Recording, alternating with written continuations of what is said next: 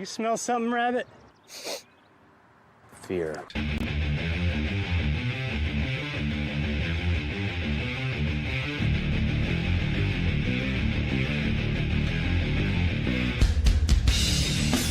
No, you're wrong.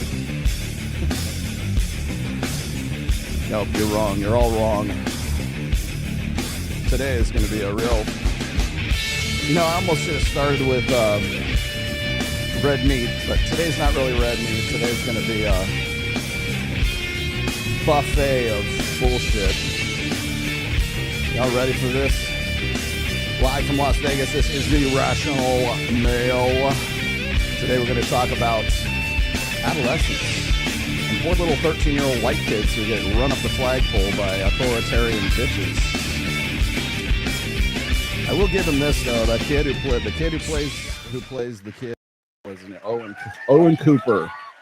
Dude, give that guy the Oscar now. Academy Award for this guy. But first, here we go. Which is a lot of guys keep asking me, do you think that, and I think we talked about this last time I was here, was like, do you think that the red pill is going to go mainstream? Yes, and I'm like, well, talk about that. It depends on what you think is mainstream. First off, is it like, are we going to see it on CNN or MSNBC, or is it, are people, are you going to hear about it around the water? What's this new red pill thing? That's, I don't think so. I answered that yesterday. I hope not, because the red pill is something that is, one of the reasons why we use the red pill as an analogy, and a lot of people, when they hear it, or they'll hear certain ththings like the red pill or unplugging, like I'll say unplugging from the matrix, or your blue pill or your purple pill or whatever, that kind of stuff. And I think when an immature mind kind of doesn't get the metaphor, that's one thing I try not to use online, is metaphor and allegory, and because everyone will take it literally, automatic. The blue pill's not really the right allegory for that. Let me tell you exactly what I think, right? And so you have this literalist kind of mindset that like kind of tears all that stuff apart. I hope not, because what I was a little bit more concerned about with the red pill going mainstream, I've been talking about this for a long time. If you go back to like say 2012, 2013, Roosh even said, hey, this is the year, it was 2013. This is the year that the red pill is going to go mainstream. Like, still waiting for my red pill mainstream check. It's not in the mail. Hasn't shown up in the mail yet. And then in 2018, I did a State of the Manosphere address, which it's on the 21 convention site, but it's something I'm proud of. I don't, you go look at it. I think it still holds up very well today. Yeah. And I talked about Rollo doesn't hate, you know what I'm saying? He just, I don't hate the stuff that I did. Yeah. I think I did some pretty good stuff. I thought that was a very good, and if you go back and I was actually reviewing that for yesterday's show. Right. And I was like, man, a lot of this stuff that I was talking about just 2.5 years ago, is coming to pass right now. And I did in that show, or in that talk, I did a SWOT analysis. Do you know what a SWOT analysis is? Strengths, weaknesses, opportunities, and threats. I think it's like what a company will do, like when they're trying to brainstorm, like where are we going to take this company in the next like 3 years or 5 years or something. Absolutely. So strengths, weaknesses, opportunities, and threats. And so I was kind of breaking down like what's the manosphere, what are the strengths, what are the weaknesses, and as if it was, we're all in this together, so let's talk about this. And one of the things one of the threats, I think, was either weaknesses or the threat. I think it was the threats. I said, there's the red pill at some point is going to have sort of a PR crisis. I don't know what it's called. Maybe it's not, a crisis isn't really the word, but like we're going to get to a point where it goes mainstream, and then the people who are taking it mainstream, my main concern was that the people who are supposed to be an authority on the red pill aren't necessarily the authority that ought to be out there telling the story of the manosphere, right? Or the red pill, or what is this about? Because people use the red pill in so many different ways and in so many different contexts right now that it gets really very confusing. So when you throw something out that sounds like, it sounds like a buzzword, it sounds like a catchphrase, it sounds like something that is easy to hate on, right? It's it's a convenient villain, is what I called it. Yep. And so when you give somebody it's like the alt-right, or it was the red pill, or it was just something that sounds sinister And it's easy to for kind of simple minds to sort of understand. Yeah. Well, you can turn it into anything you want to at that point. So the red pill can be about politics. It can be about religion. It could be about anything. And to me, it's always been about intersexual dynamics. And like I keep saying, I wish there was some better term, some better abstraction we could use, but it's still the analogy from the Matrix movie still fits to this day. And I don't think it's going mainstream in the way that I think a lot of people would like to see it go mainstream. But my concern is that even if it did go mainstream, I would be a little bit concerned about the message that is being made. This is official. This is really what the red pill's all about, because I think we're still kind of sorting that out. So Jack Thorne, tell our audience about what's happened to you because of the success of Adolescence in the last few days. Well, it's been very interesting, that I've been on the television a little bit. What's been happening in the last few days is my picture is being circulated with questions as to my masculinity. Yeah, this is the guy that I warned you about 4 years ago. Really? Questions as to whether I've got too much estrogen in my system. Questions as to whether I'm a man or not.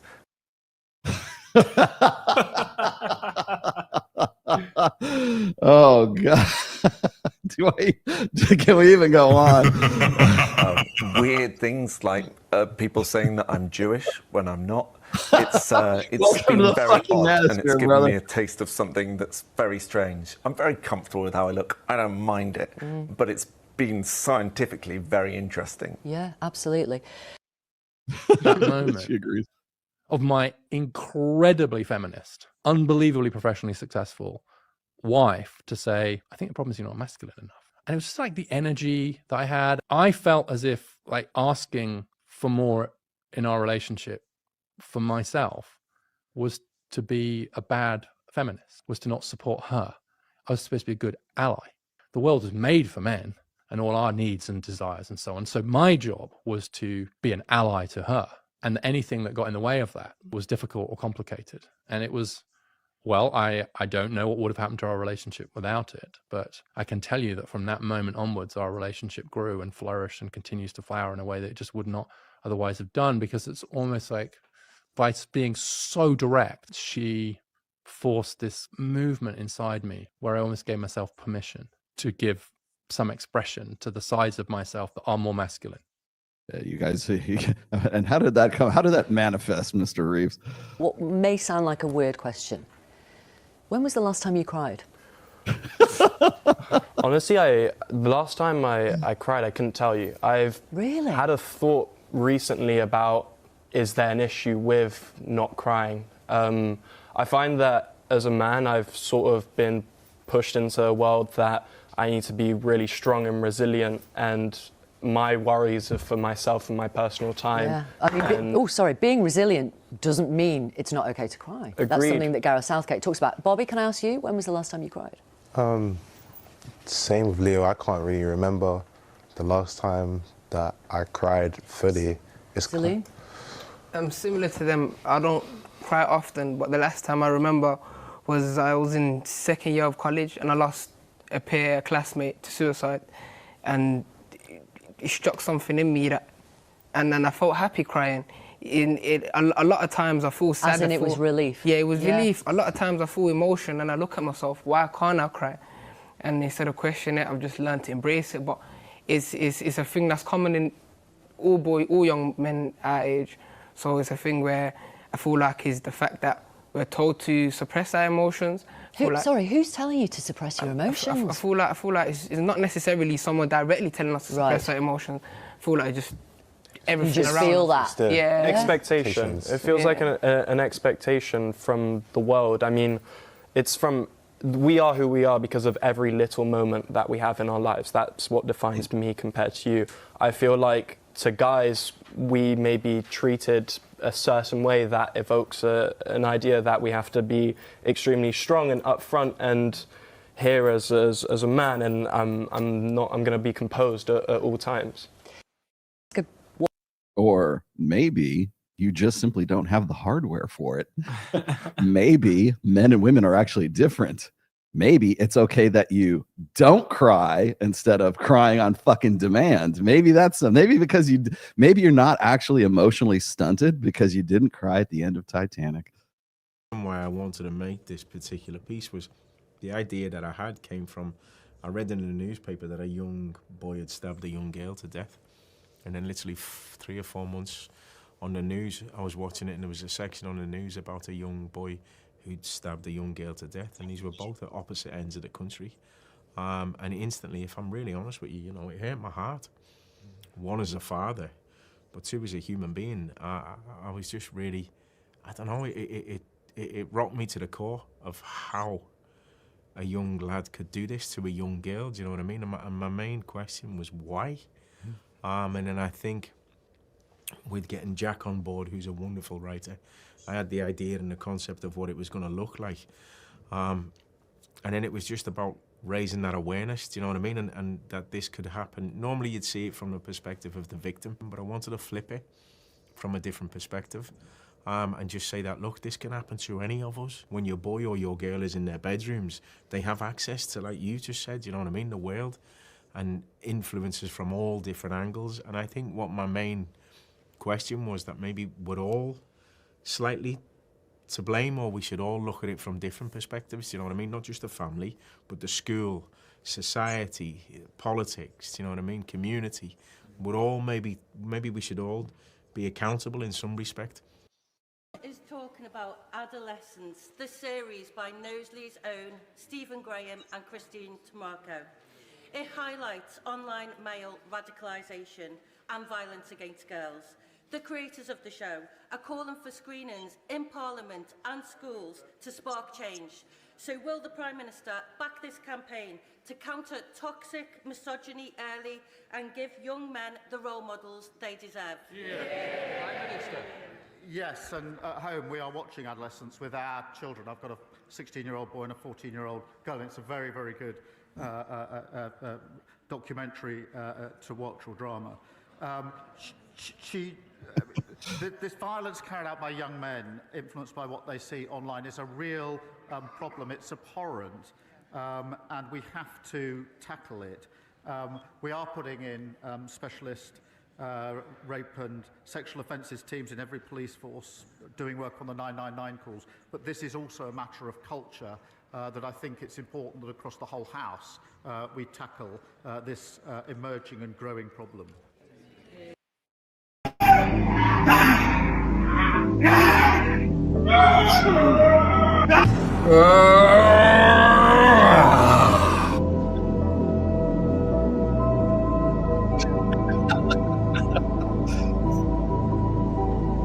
Feeling the love of your brothers and the support of your brother. Archetype of an incel is very different to what we expect. But if you were to recast that role, who would you cast to be most representative of an incel in real life? How much does Jamie fit the incel research? So first of all, he's a little bit younger, but I think what the show was trying to get at with that is that this pressure to achieve sexual success hits young men younger and younger in schools, and that was probably a creative decision they made. A couple of the main findings that really strongly come through in our research that weren't depicted. Jamie is white. Incels in our research are disproportionately an ethnic minority. So 42% in our recent research, which is an exclusively US and UK sample of incels, 42% were a person of color. So that is different to how the media typically portrays the incel problem as being angry, far-right kind of politics-motivated young men. There's a lot of incels of color. And it's interesting, when I give talks at universities, a lot of progressive academics are not very sympathetic about the problem, but then when they hear about the ethnic minority representation, it cultivates a bit more sympathy. So, well, maybe that's why they cast him as a white boy then, so he's a better villain than a black boy. Perhaps, yeah. The other thing they didn't represent is the massive overrepresentation of autism among incels. In our recent research, we used something called the AQ10 scale to measure how many are likely to have autism. And we found that by that scale, 30% of incels likely have autism. Now, that's extraordinarily high when you consider that the prevalence of autism among young men in America is 1%. So it's a 30-fold increase. It's a massive overrepresentation, and perhaps something people don't know enough about the incel problem. Lady yields back, and I recognize Representative Crane from the great state of Arizona for 5 minutes. Thank you, Mr. Chairman. Appreciate the hearing today. I want to start with you, Ms. Franks. I believe you said the government has the right to participate in expressing its viewpoint. Is that what you said? Yes. Okay. Well, I don't, respectfully, Ms. Franks, I don't think that's what we're really talking about here today. We're not talking about the government expressing its viewpoints. What we're really talking about is when the government pays and uses taxpayer dollars to fund these entities that we're talking about here today that actually discredit some of these news sites and drives away their advertisers. Do you think that's fair as well? What is fair is for the government to be able to fund projects and organizations that do certain things with those funds that may include competing in the marketplace of ideas, and they may be winning in the marketplace of ideas, but the government is not making those choices. And when certain news outlets lose in the marketplace of ideas, they may want to blame the government for that, but maybe they're just losers. So, okay, Ms. Franks, do you think... It's actually Dr. Franks. Miss, what's that? It's actually Dr. Franks. Okay, Dr. Franks, sorry. Ms. Jonas here said that when she was looking at these entities and the organizations that they had blacklisted, every single one of them was a conservative-leaning organization. Do you think that's fair as well? Is that okay? Dr. Franks? It was a different name, so I wasn't sure you were talking to me. Yeah, I'm still talking to you. I'm still looking at you. I'm still talking to you. Would you repeat the question for me? Yeah, you seem to have a problem paying attention to the questions being asked of you today. I'll repeat it for you again. Do you think that it's okay that these entities that are blacklisting companies, all of the companies on the list that are blacklisted are conservative outlets? Do I think that it is okay for a company, for a nonprofit organization to develop tools that offer rankings, in other words, offer speech of criticism, critical speech about certain businesses? Yes, I think that's okay because that is protected First Amendment activity.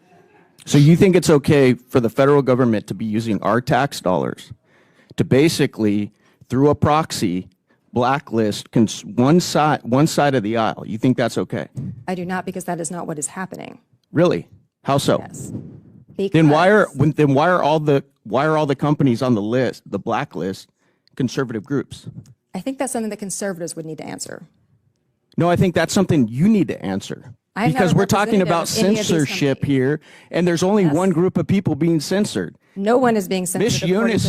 Miss Eunice here admitted that she's not even a Republican. She leans left, yet she's telling us that all of the companies on the blacklist are conservative groups. How do you square that, Doctor? I don't have to square that because, as I said, the focus I know, because you don't have to make any sense, do you? May I answer the question? Yeah, go ahead. Right. The First Amendment has certain principles and certain rules. People may not like them. People may disagree with them. People may not like the fact that someone out there may say conservatives are all bad or liberals are all bad. The correct response to not liking that is to engage in your own speech, as is often happening here. It is not to say, oh, this is censorship, we're being silenced. It's simply to say, we disagree with what's being said here. Try to compete, and if you are good enough, maybe you'll win. Miss Jonas, what do you have to say about what Dr. Franks just said? First of all, I want to be clear that this wasn't just about NewsGuard and GDI. The government was funding hundreds, at least 300 tools and technologies that were designed to censor speech. Some of them weren't even pretending to censor foreign disinformation, quote unquote disinformation. Of course, that's a subjective term. So they were hosting COVID disinformation challenges where they were giving grants to companies who showed that they were the best at censoring COVID disinformation. COVID is not really a national security or foreign topic, even if it, has some tinges of that. So this was about the government using its authority. The government can't use its authority, can't use its power, and can't use its money in order to censor views it doesn't like. It's the government, yes, it has a right to censor. To express its own views, but not to use those views to censor. That's where it stops. And the court expressly said that in Vulo recently, actually.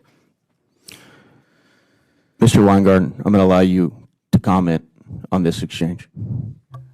I just say briefly, we've heard a robust defense of the government's purported right to speak, which, as we've established, really looks like a right to censor. And the censors portrayed as the victims here, but American speech en masse has been censored by this censorship industrial complex on a slew of issues that expressly reflect protected political speech. And if a stop isn't put to it, we're going to lose this right in toto. Thank you, Mr. Chairman. I yield back. Hey, put me in. There we are.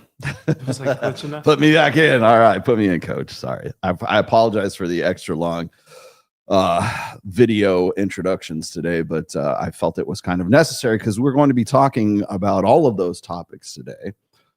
First and foremost is going to be Adolescence. I actually did watch the entirety of Adolescence. So if you haven't seen it, and I need to tell you, spoiler alert, you're probably watching the wrong fucking show anyway. So there's going to be lots of spoilers today. So if you haven't seen it, turn off your podcast now and come back to this later on. Okay.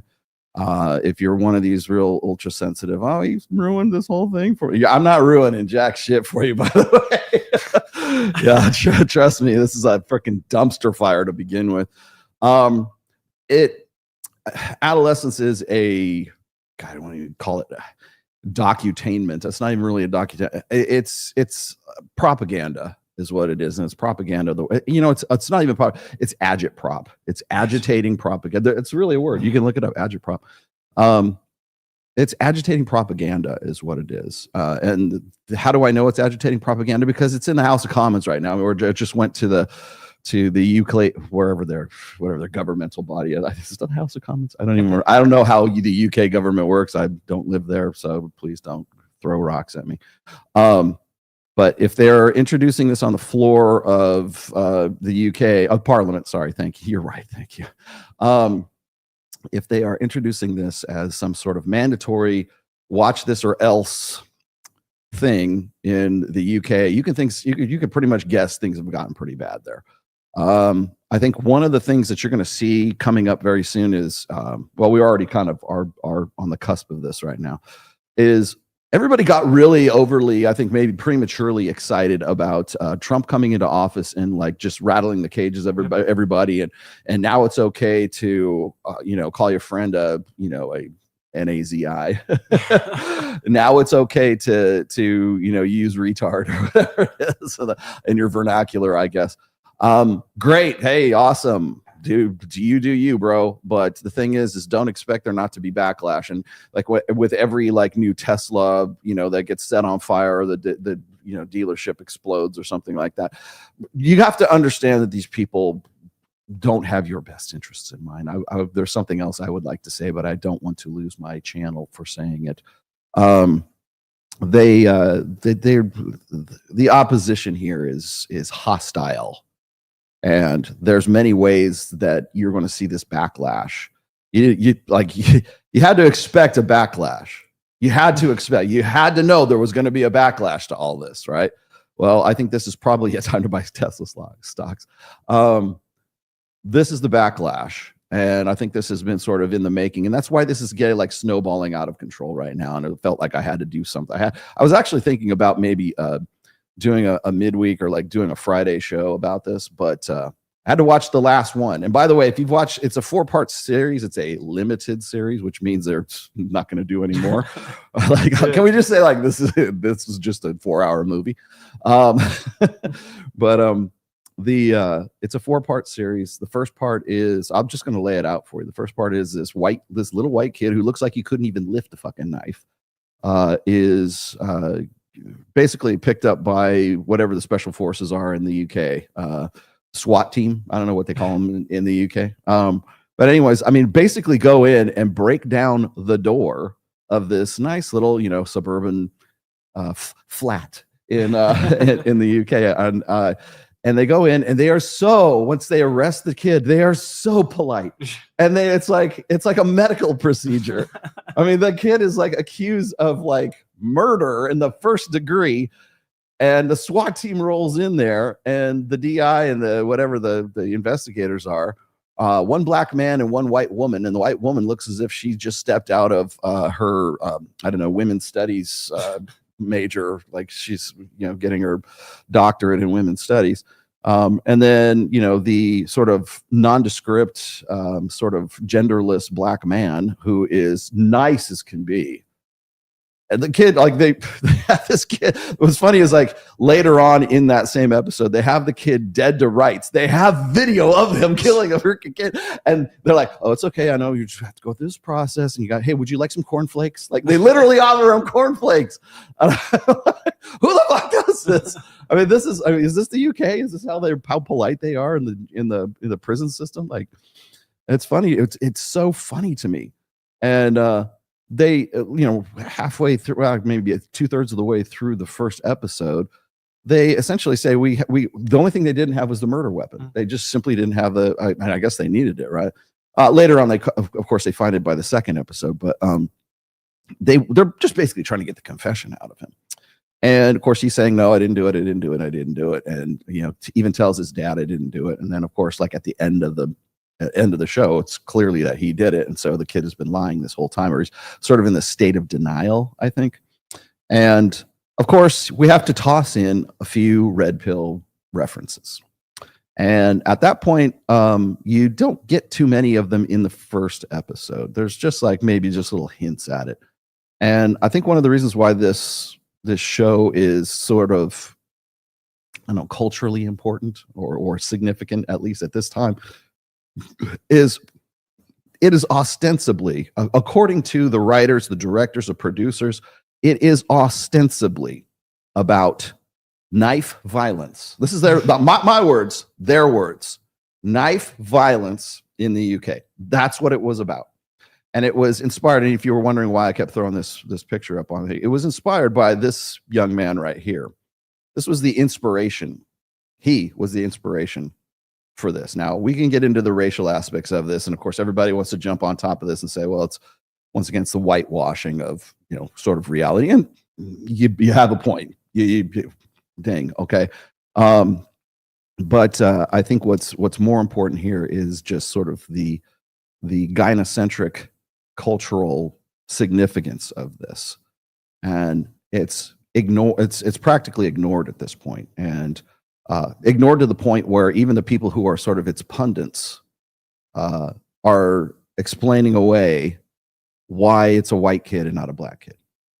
And the reason why it's a white kid is because there's this presumption that incels are all these basement dwelling, dick in hand, you're jerking off to Pornhub, have multiple OnlyFans, accounts or whatever, making it rain for their OnlyFans girls, sitting there smoking weed, playing Call of Duty. No, I'm trying to think of not Space Marine 2, anything but Space Marine 2. World of Warcraft. Hey. League of Legends. All right, I'll play that anymore. Yes. In their mom's basement with nothing better to do. But in their spare time, when all that gets boring, then they can sort of hurl insults at the girls on Fresh and Fit, or they can hurl insults, or they can repeat what they heard from the latest from Andrew Tate. Right. And I tried to make this explicitly clear when I went on Dr. Phil. It was like, I told Dr. Phil, from the jump, I know what they wanted me to be a proxy for Andrew Tate at the time, because they couldn't get Andrew. I think I've explained this 100 different times, is when they wanted me to be on the show, I was sort of like the understudy for Andrew Tate at that time, simply because they couldn't get him to show up onto the show. I tried. They asked me, can you get him here? I said, no, but I'll ask. Would he come? No. Can we get him on a Zoom call? Can we get him on Skype or some shit like that? No, you can't. I once again asked, no. And so they had to deal with me. And one of the things I knew I was going to get ambushed, but I just didn't know like in what way. And I was prepared for it. I knew exactly what it was going to do when I got ambushed. And the ambushing came in the form of just one video after the next of Andrew Tate with his most egregious takes on women are my property. And do you agree with this, Rollo? You say he ripped off all your stuff, so it must be in your book, right? Like the presumption is that Andrew Tate, Fresh and Fit, Pearl, the rest of these people, like the Manosphere, the Red Pill begins and ends with the most egregious, most outrageous cartoon characters possible. Like it just started in like the Manosphere started in 2021 to 90% of these people. And it's certainly the people who are doing the, building just, effigies like Adolescence. And essentially that's what this is. This is an effort in straw manning and knocking down the straw man. And the straw man in this case is incels. And so I'm going to jump into the incel topic a little bit today as well. But I wanted to start out with like sort of enumerating the show and what really I think is the impetus behind the show.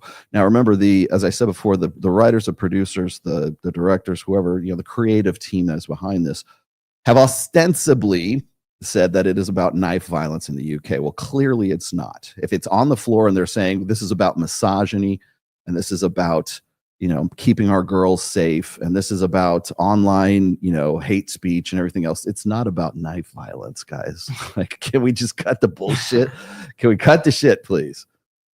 So we know what the underlying sense of it is. Now, I'll tell you what's interesting to me, though, is that after watching, like, if you only watch this, like, for the first 3 episodes, you can skip the fourth one. The fourth one is just fluff. It's just there they probably got contracted for like 4 episodes and they didn't know what to do with the fourth one, right?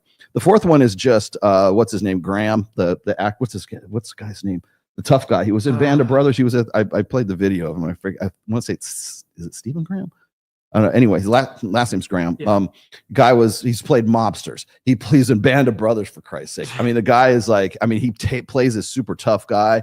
And in the last episode, he is just a blubbering, can't stop himself from crying mess. The guy is just like, he is beside himself in like having a mental breakdown in this whole thing. And to see him in this capacity and then talk about like how he read the script and he really wanted to be a part of it. And I'm just like, really?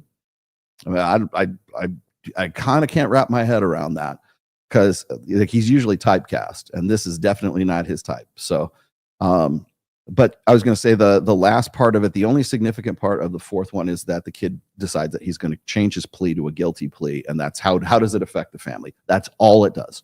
There's nothing else attached to it. There's a part in there where he goes to a hardware store and some dumb kid says, I agree with you.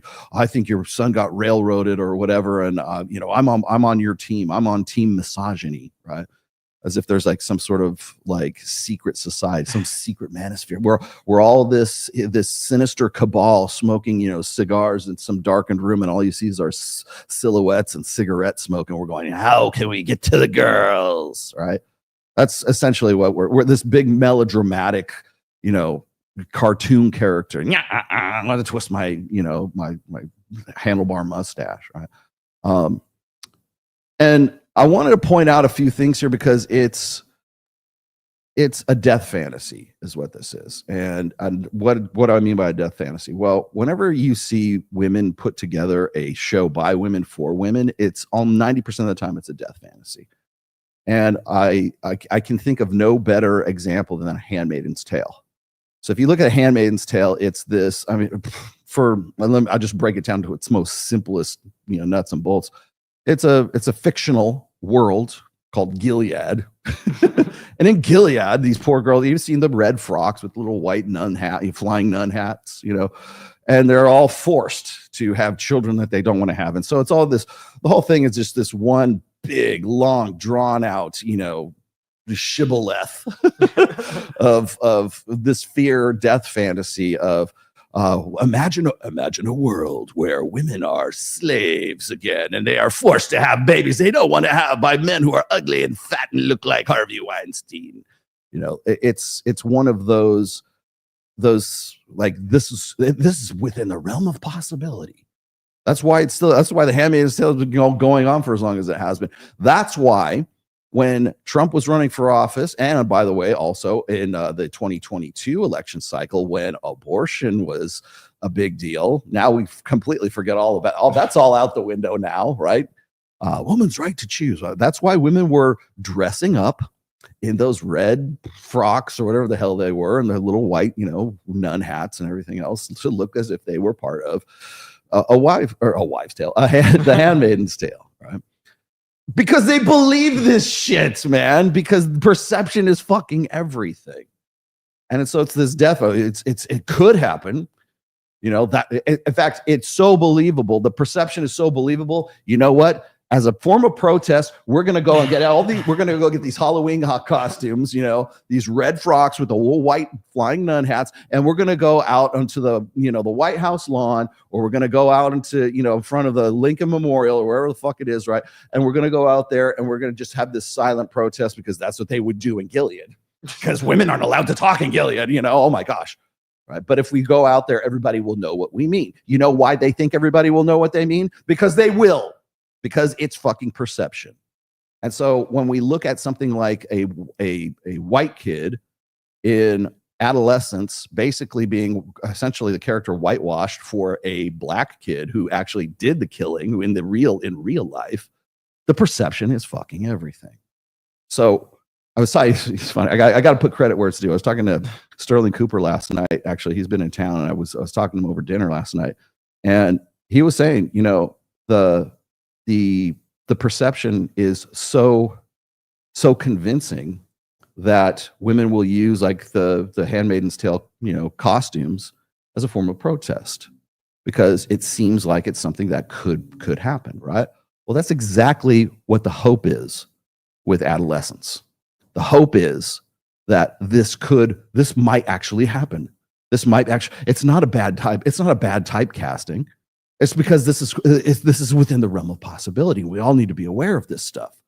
And the fact of the matter is that realm of possibility doesn't in any way, in anyhow, coincide with fucking reality.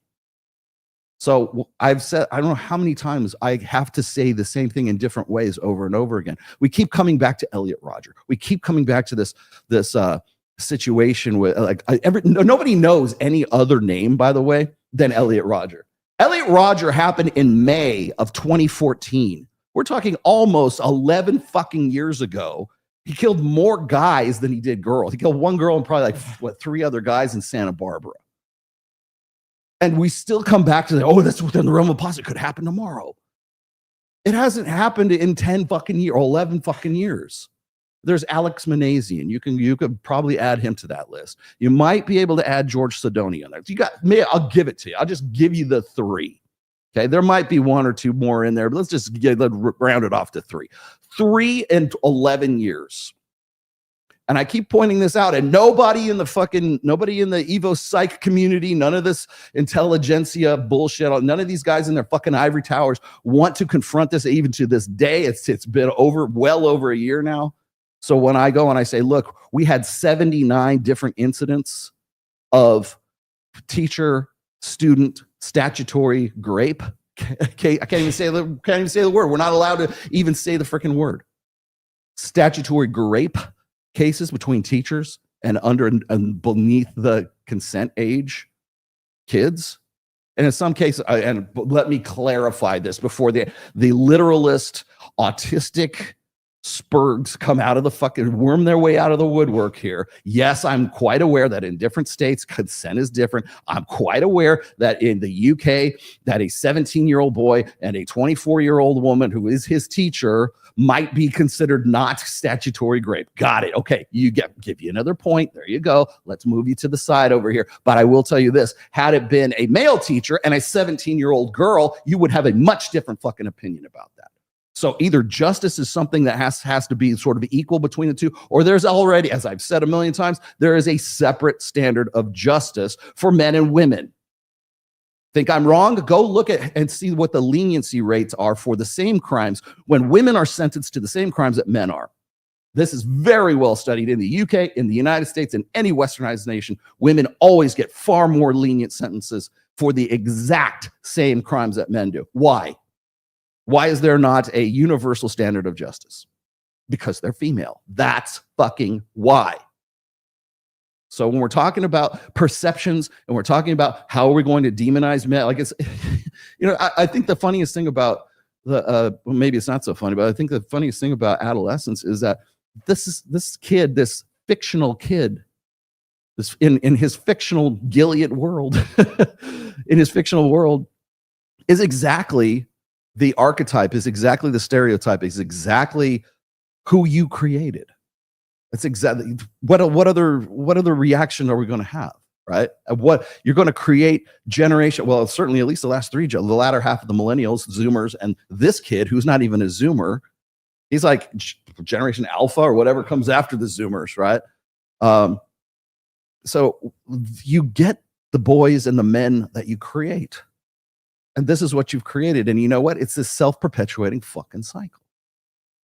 So I'm being remiss. I got a whole shit ton of these super chats here that I have to get through. Let's run through these real fast. Following to the alpha widow question, how do you handle this constant pressure for performance while you're with her? Is it genuine desire that dictates it? Yes. But genuine desire is in every honeymoon period. But genuine desire is in every honeymoon period. Depends on who you're with, right? You might not have genuine desire at all. She could just simply be a gold digger, and that'd be that. Some girls are very good actresses. I don't know. It just depends on the context of who you're with. That's number one. Genuine desire, as far as how do you deal with the alpha widow question, you're hitting it right, pretty close to the mark. You have to be the guy that makes the most significant alpha impact on her. That's why. And I don't think enough people really realize that. See, okay. Would you like me to explain to you? One of the reasons why body count is an important topic, at least for guys, anyways. I know women don't like to sort of address this problem, but the reason why body count from a logistical, pragmatic perspective is important is because if you have a woman who has, let's say, 25 body count, and people, oh, that's really low, whatever. 25 body count. You have another woman that has 2 body count. Okay, the 25 pound. If the 25 body count woman has not had any real significant alpha impact, a guy that she's not really like pining for, there's never been like any alpha amongst those 25 guys that she's had sex with. None of them have been really as impactful as you. You're the one that she's like, holy shit, this guy is unlike any of those other 25 guys I have ever been with. I'm a ride or die for this guy right now. He's a fucking man's man. He's my alpha. Okay. Then you've got the girl who has 2. But the first or second guy that she's been with has been such an impact on her. He's the one. Maybe he's dead. Maybe she's literally a widow from this guy. Maybe he's was such a significant impact on her that she can't get over him. And then but she has to move on, right? So she gets with you and she's still pining for the one that got away. Which woman do you want to get with?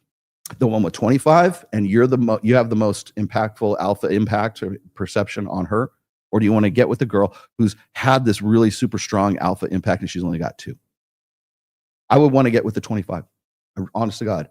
Because if you're the one that you want to know, how do I get over this alpha widow thing? That's how you get over it. That's how you push past it. You can't fight those ghosts. You can only be better than the last guy.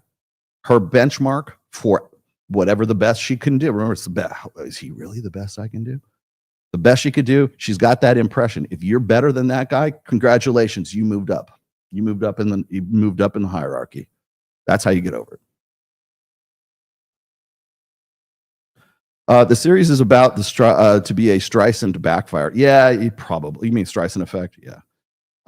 You said not all women are alpha widows. Okay. Yeah, not all of them.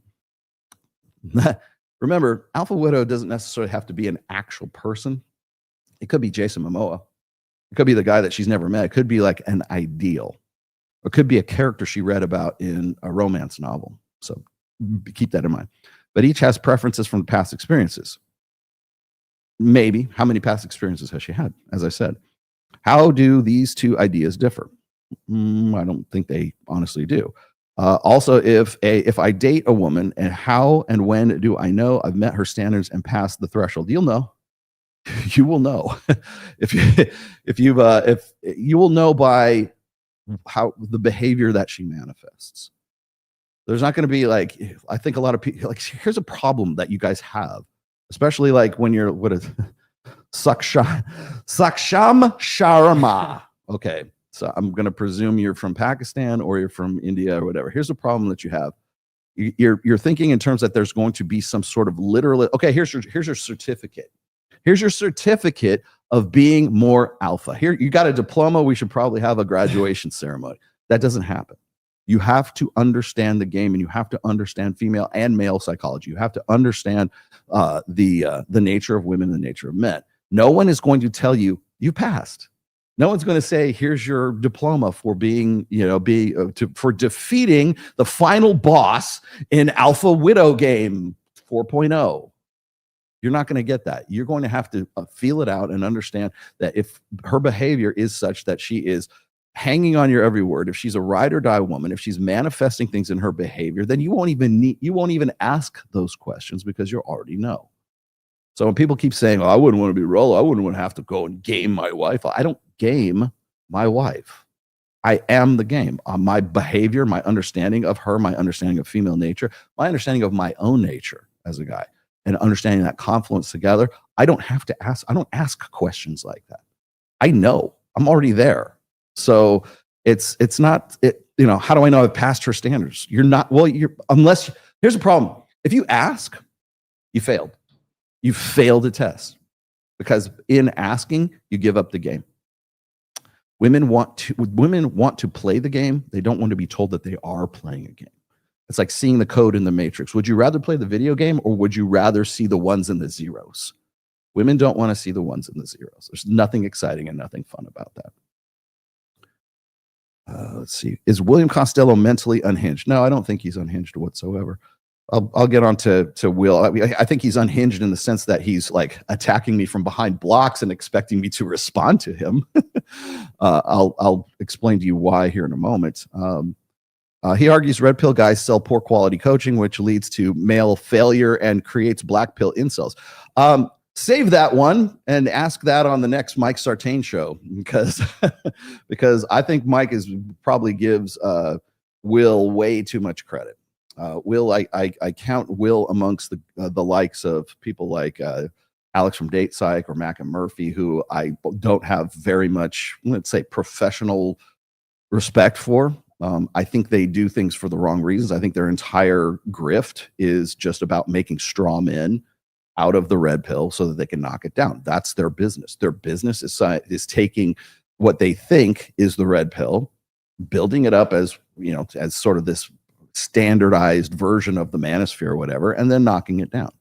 They know at every single time I have responded to these guys, every single time I have tried to in some way correct them.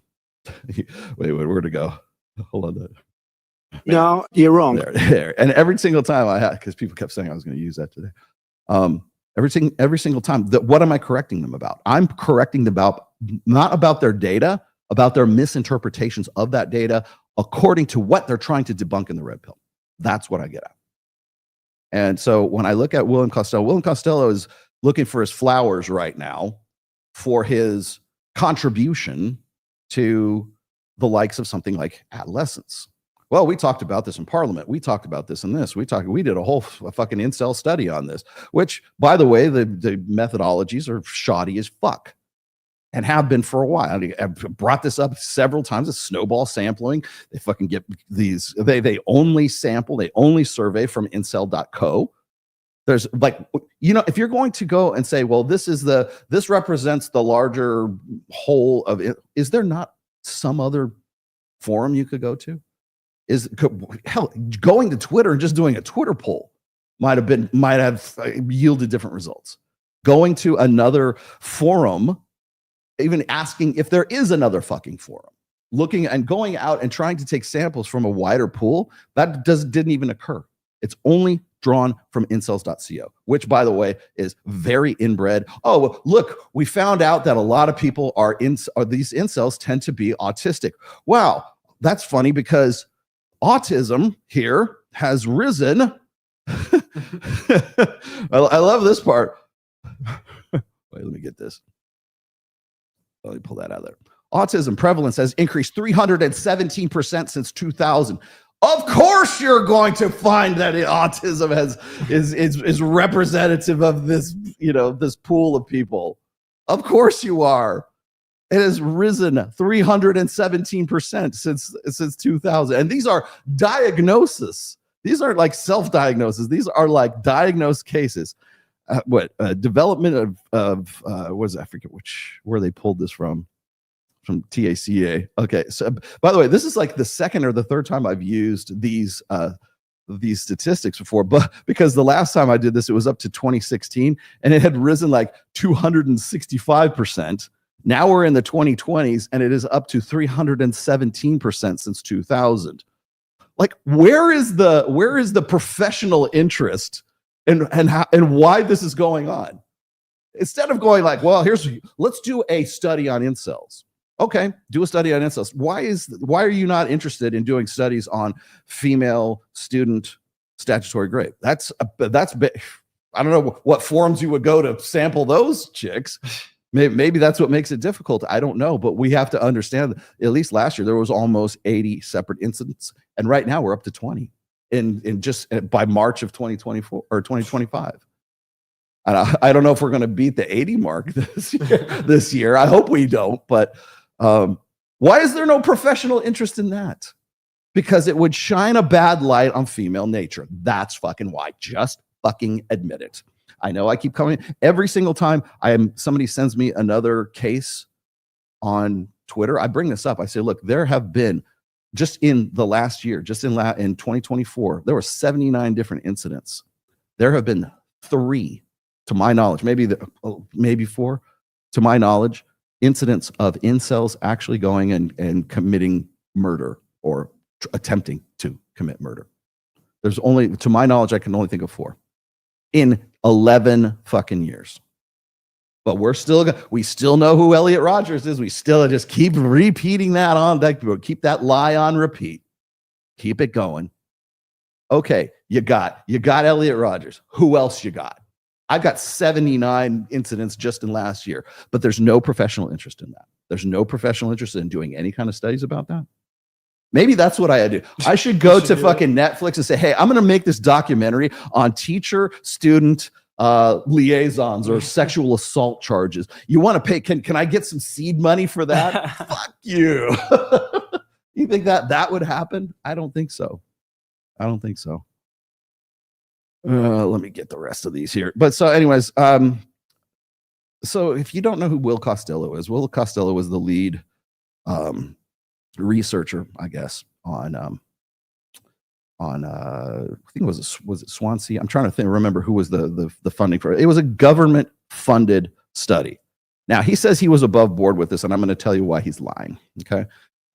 Here's the first thing is you have to, here's how you know, let me just run this one by you here. Let me see if I can grab this. So when was this? This was back in 2023. I think it was 2023.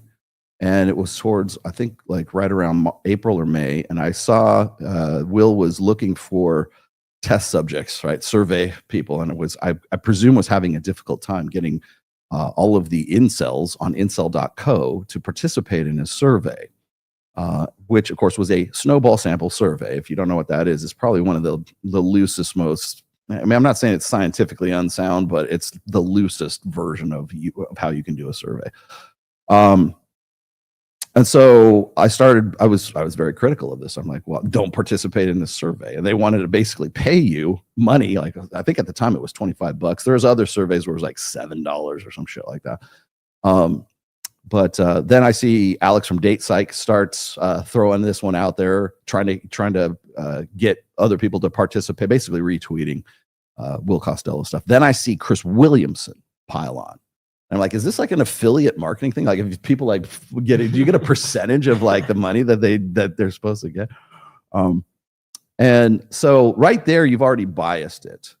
You biased it with the people who are involved. I'm not saying about the money part. I mean, it's common practice for colleges, for universities to pay subjects to participate in surveys or in experiments that they might not necessarily want to, but they'll keep throwing this wood on the fire about this. The thing is, that's participation in person, not participation online. So we're looking at a methodology where we're paying test subjects, where we're paying survey people, paying people to come in and take a particular survey who they might, answering questions that they might not necessarily want to answer. But they're doing that in person, not online. Not online where things can happen and you could take multiple, you could make multiple accounts and get multiple, the potential anyway exists.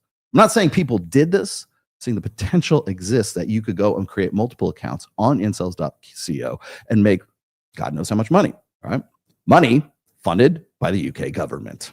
Oh, they didn't fund it, or yes, they did. No, they didn't. Yes, they did. Well, how do we know? Well, because the original study, it was not mentioned that it was funded by the government until myself and until my friend Bex went and found out that it simply was. And we had them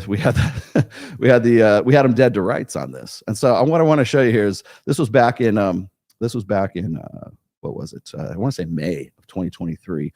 And Bex had confronted Will Costello and said, hey, look, you guys are, why are you not transparent about this? Why don't you say that the government, both the US and the UK, are funding your fucking studies?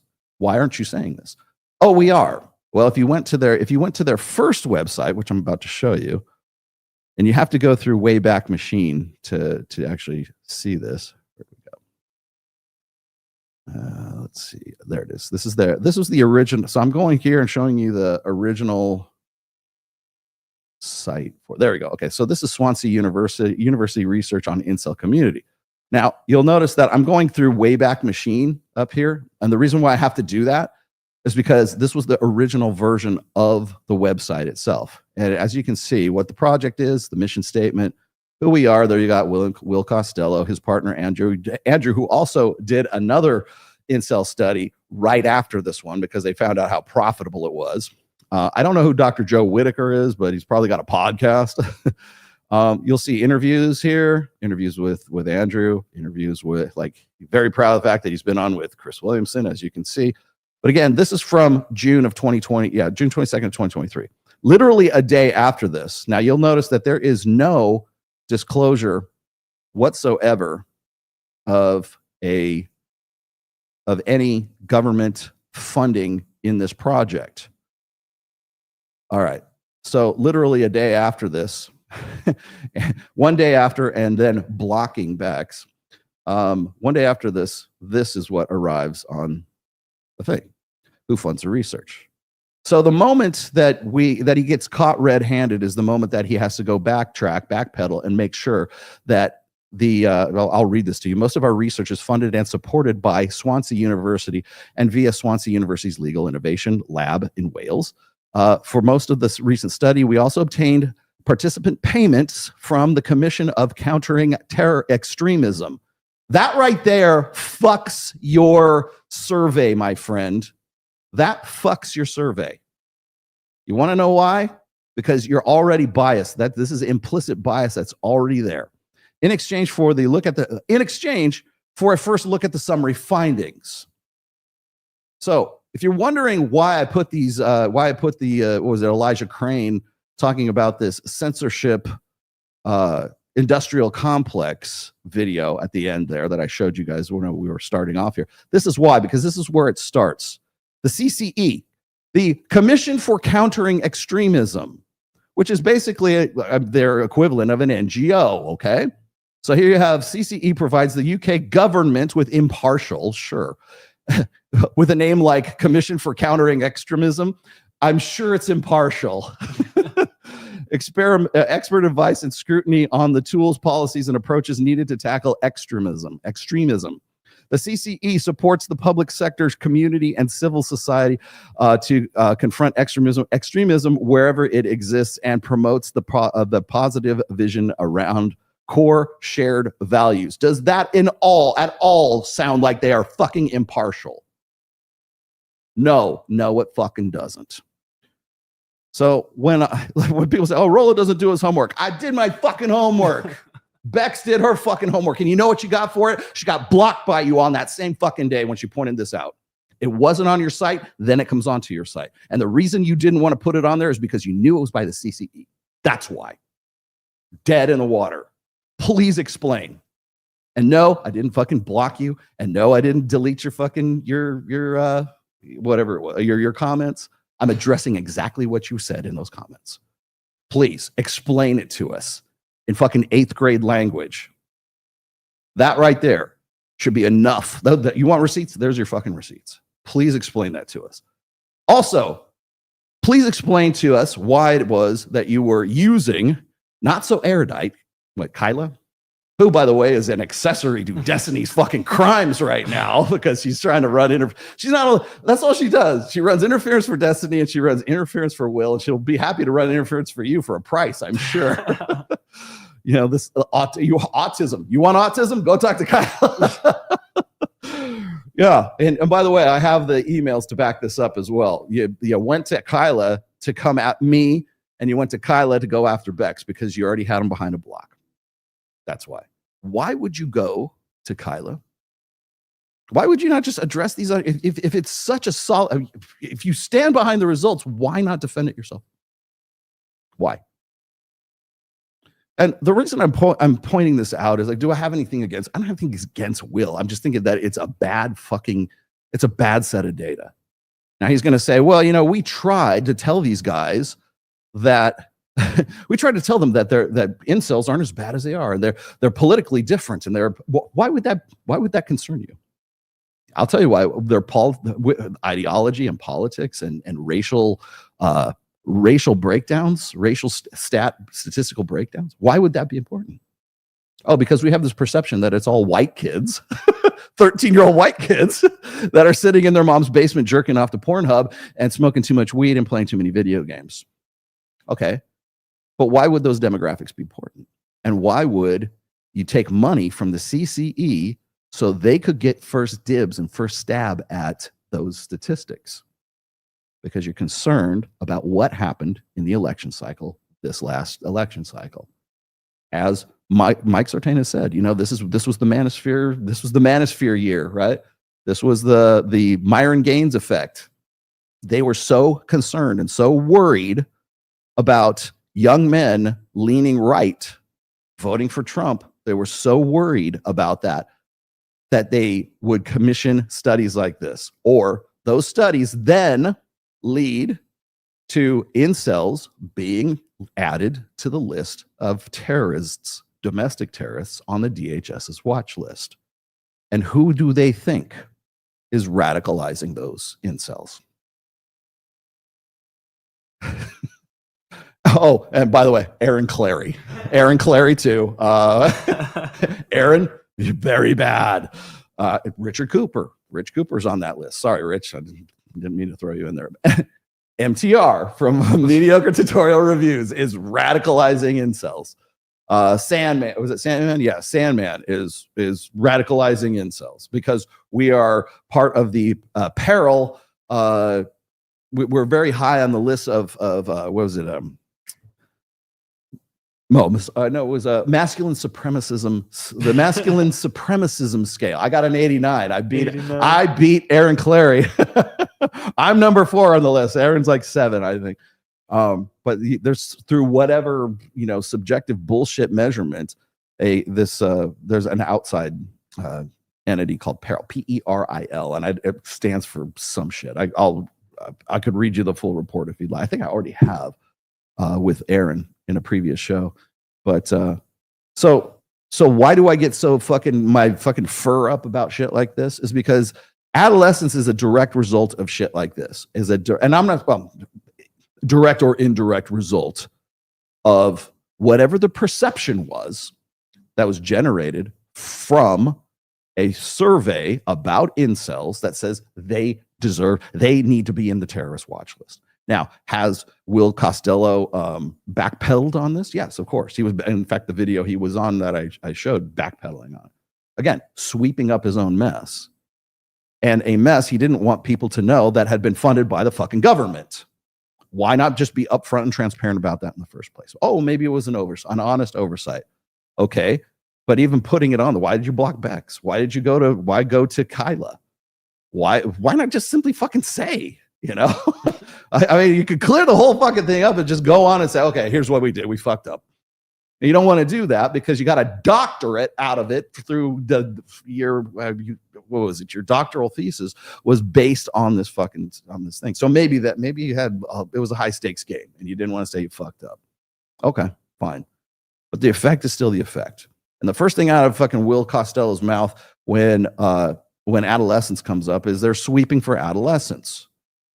Oh, well, it doesn't matter whether or not it was a white kid or a black kid. It still could have happened. You got fucking Alex from Date Psych trying to throw out ethnography stats for incels according to their jaded fucking biased stats, right? Let's just say, for sake of argument, they're true. Why are you sweeping up with ethnography? I'll tell you why. Because enough people had a problem with the fact that they whitewashed the character of the white 13-year-old kid when it was inspired by a 15-year-old black guy that had knifed this girl. The kid in the movie doesn't even look like he can lift a fucking knife, man. I mean, it's the most weesh kid that they could possibly get. By the way, though, flowers where they belong, credit where it's due. The kid's name is Owen Cooper. Fucking great actor. If you don't watch any other episode, watch episode 3. Episode 3 is where this comes from. Where'd it go? Comes from like this, my cover shot today. This right here. This is terrorism right here, by the way. And I'm quoting Owen Benjamin right now. And it's gonna be Carl Benjamin. Sargon of Assad did a really good breakdown of this scene. The entirety of the third episode, like I said, spoiler alert, the entirety of the third episode is just the kid, basically just the kid and the psychologist. Now, there's a reason why they used a female psychologist and not a male psychologist in this. Okay? Because it's an effort in establishing authority. It is a cultural statement on authority. The kid, by the way, it's one long monologue for Owen Cooper, and he fucking nails it. Very, very good. I was very impressed with the kid actor on this. So if there's a good spot of all this, it was that one episode. Fantastic fucking actor. But there's the opening one, which is where he's arrested. The second one, which is where the investigators go through the school. And this is the only time they really mention like Andrew Tate by name. And they bring up this right here. Let me see where I put that.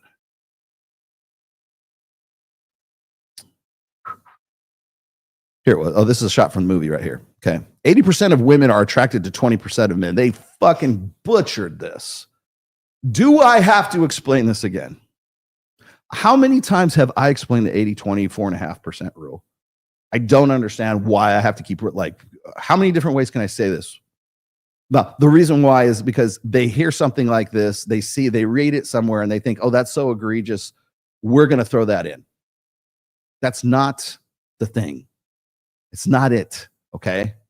And I'm so fucking tired of having to re-explain this for people like fucking Sadia Khan or what's her name? Jasmine Jafar. You know, how many times have I explained the 80% rule, the 80-20% rule? I can't even remember. Here it is in a quick nutshell. 100% of women are interested in the top 4.5% of guys. There you go. There you have it. If you only take home one fucking message, that's the message. 100% of women are interested in the 4.5%, in 4.5% of guys. It's not that 80% of women are interested in 20% of guys. 20% of guys are only fuck worthy. That's no, child. That is not what it is.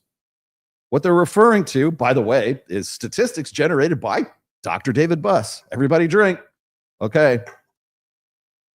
In Men Behaving Badly, like that title from Dr. Buss. Do I need to go into Dr. Buss? 80% of women, and according to online dating statistics and other statistics too, not just those ones. I think a lot of people miss the boat on that. I saw Mike Sartain had gone on with Alex from Playing with Fire. Why he keeps going on with that autistic kid, I don't know. But the thing is again, we're repeating the same kind of like mishmash of stats. It's not just Dr. David Buss's stats. It's also Steve Stewart Williams' stats. It's also Rob Henderson's stats. There are a lot of different data that shows that 80% of men are deemed, classified, categorized as unattractive. 80% of men. We have said this on so many different occasions. And by the way, it's not just guys saying this in the manosphere. It's chicks on TikTok saying exactly the same fucking thing, confirming all of this.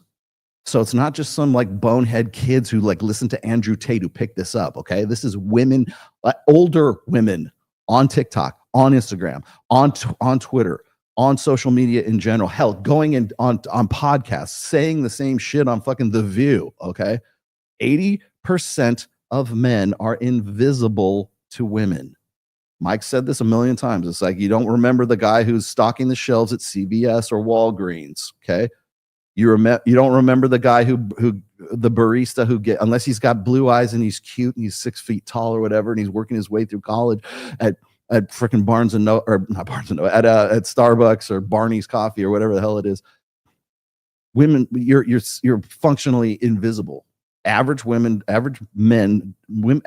not interested in average men. Okay. How do we know this? Statistically speaking, 80% of men are deemed unattractive. Does that mean that 20% are attractive?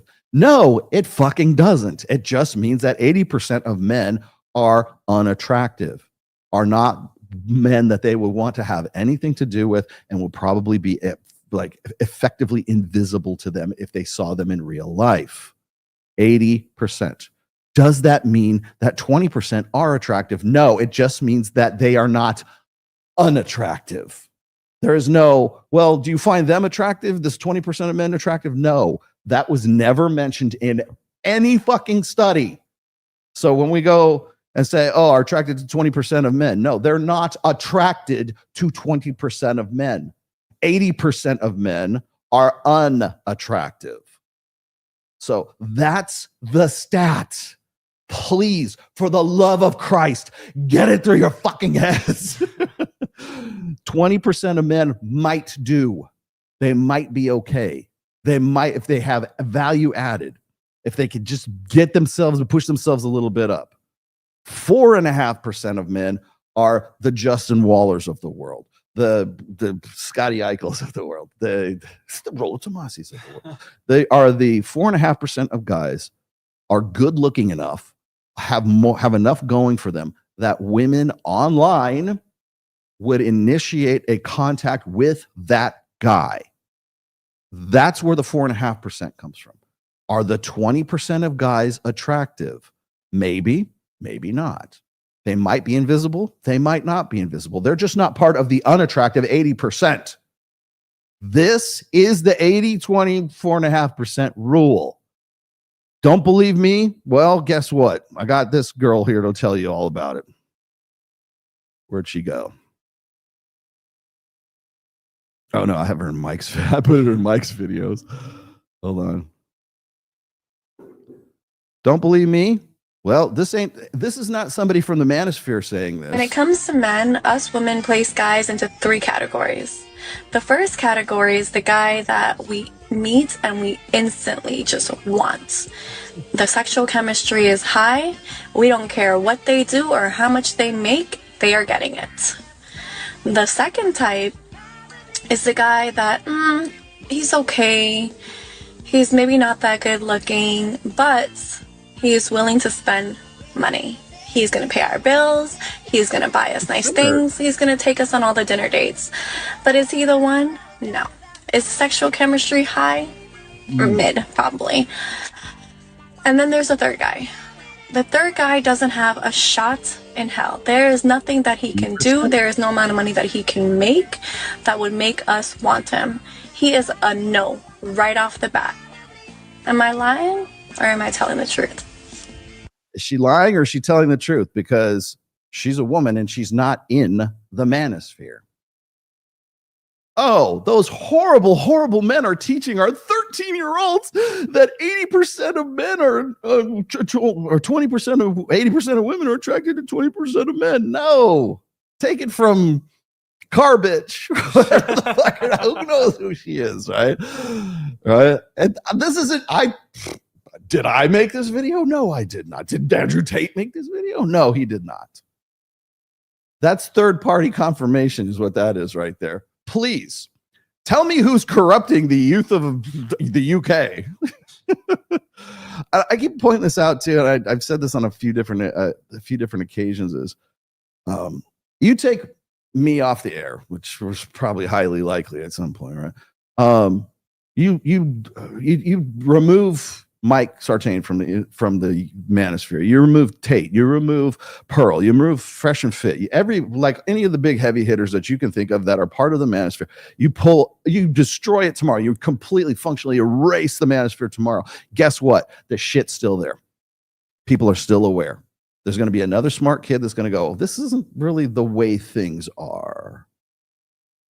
Can't tell if right, like the idea is there.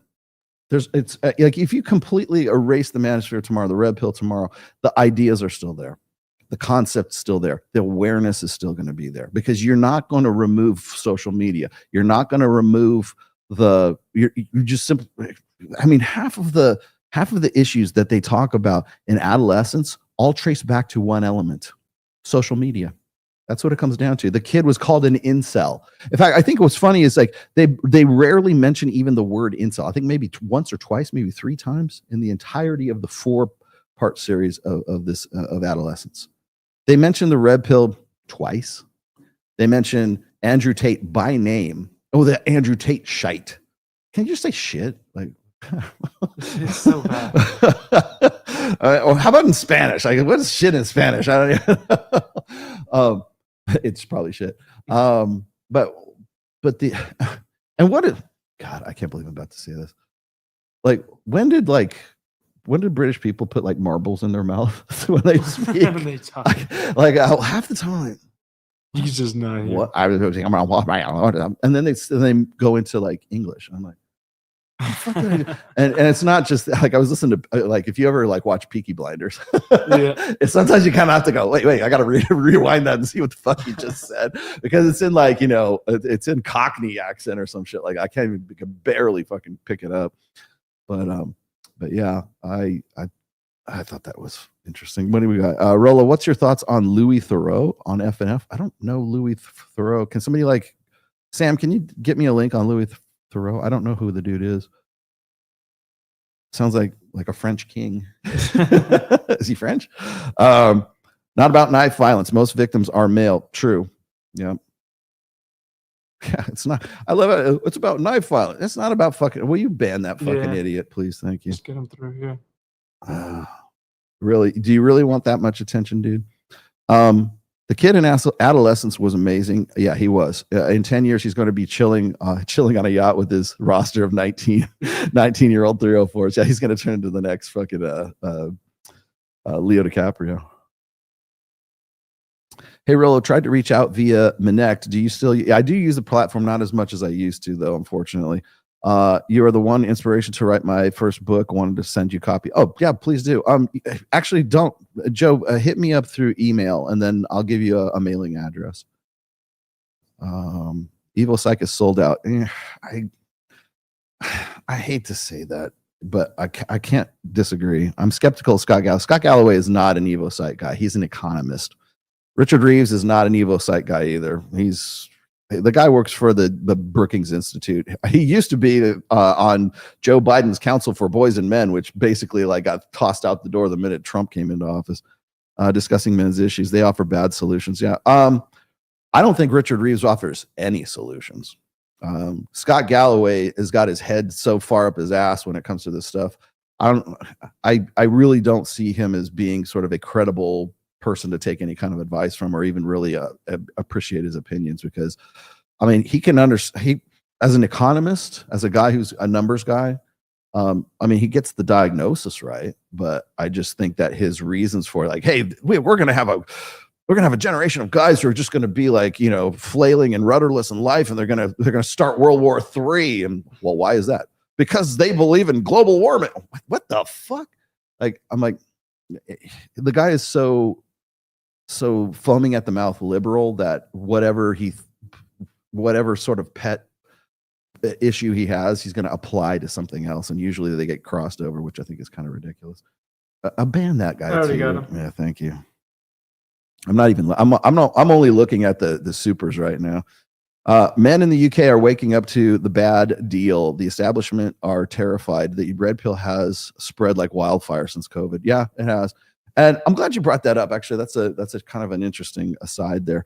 I think one of the reasons why they throw this stuff out there, they think that Adolescence is like such a great, but it's really not. It's a 4-part series, but it might as well be 3. And I think one of the reasons why we see these things come out now is it's a backlash or it's a response to sort of this cultural paradigm shift, right? Now it's okay to be, now that the guys have won, right? Which I think is kind of bullshit anyways, but now that the boys have won, we can say and do whatever we want to, and it's okay and it's hip and it's fun to like to be outrageous and overtly toxically masculine, like what they would define anyways as toxically masculine. So not without backlash. And I would say that you have to be careful of this because a lot of these people, one of the reasons why, I didn't explain this, one of the reasons why they cast a female as a woman as the counselor or the psychologist that goes in to do a psych eval of the kid is because it's this effort in authority. The woman has to be the one, and she's the one. Like at the end of that scene, which is basically the whole show, at the end of that monologue, at the end of that encounter with the kid, she's just like, you could tell she's like shaken to the core, right? Oh, I can't believe it's like. Did you ever see the Omen? The Omen Yes. series. Remember Damien? Yes. Damien. Remember when he was like when he was a kid, I think it was Damien the Omen 2 was in the second movie when Okay. he's like a teenager, he's coming up and everything like that. Yeah. There's parts of Adolescence that reminded me of Damien Thorne, right? And he's like this kind of like pasty white, like anemic looking kid, but he just has every now and then he goes from being this lovable, like sweet little boy to being like, yeah, I'm the Antichrist. Like, look, it says 666 on my head, right? And at the end of that one, that's sort of like that, like I think the writer and the director and producer, they were aiming for this sort of chilling scene at the end. And I don't think it really came off the way they thought it would, but that was what the intent was. And I heard Carl Benjamin talking about this because I listened to his about half of what I'm probably listening to the other half on the way home. But I was listening to what he was saying about it, and he said it's really an effort in control. And the controlling side of it is like, and I'm glad to thank God, Sargon of Akkad. By the way, he also plays 40K too. Oh, shit. Yeah.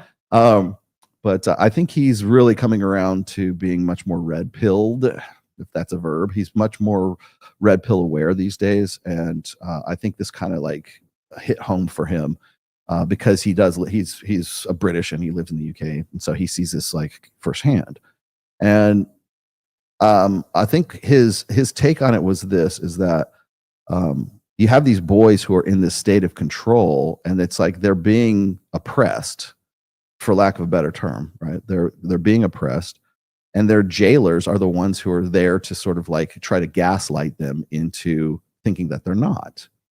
And he mentions also as part of that scene, there was this one guy who's like sort of the orderly to make sure that no violence or nothing happens in the room, right? Because they're worried that the kid might like fly off the handle and smack her or like get into a fight with her. And at one point he like knocks some hot chocolate off the table or so, has an outburst, right?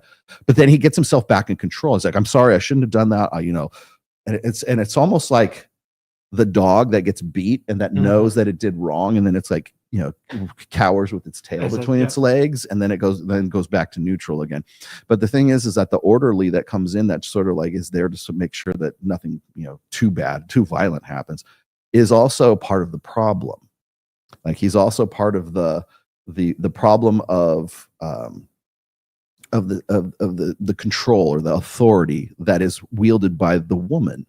Why would there not be a male psychologist? Why was that not even clearly there's not a male psychologist in there. Why would they cast that role as a female psychologist? Well, realistically, more women are psychologists than men. Okay. But why was that not even a consideration? Because, you've got like the black detective who is reconnecting with his son. in the second episode, right? Because they have a broken home. Like only gets to visit his son when he, now and then. And so there's this reconnection, and so it's like sort of this hopefulness that's thrown in between those two characters, which is the detective and his son, who happens to go to the same school as Jamie, the main character, right? And so there's this hope that if dad is responsible and reaches out, that he can like sort of prevent his son from doing what Jamie did, right? And so, but why is there so if that's a connection like between dad and son, why is there not a connection? Why wouldn't there be a male psychologist with Jamie? And that was a question that Carl asked. And you could look logistically, you could say, well, more women are psychologists, so that's why, right? But I think the other part of this is that it's the element of control. And the element of control in this situation is that women have to have some sort of leverage. In a gynocentric social order, whether that's the UK or the United States, there has to be some sort of leverage. And so we're looking at this from a situation of why wouldn't it be a white woman, right? Why wouldn't it be this particular psychologist, right? And I love it during the show, that particular part of it. Jamie's like, are you allowed to ask these questions? Like she was saying, have you ever touched a girl under the shirt? Have you ever grabbed her cooter? Have you ever very graphic questions? And maybe that would be part of the actual questioning themselves. But the thing is like, you could tell he was uncomfortable. And the kid was like, are you allowed to ask these questions? I thought that stuck with me. Are you allowed? And the answer probably, if it had been a female and a male psychologist asking those questions, oh my God. Imagine if you swap the gender in that one scene. Here's a little girl who knifed a boy, right? And the male psychologist is asking the little girl, have you ever grabbed the guy's junk, right? Imagine that.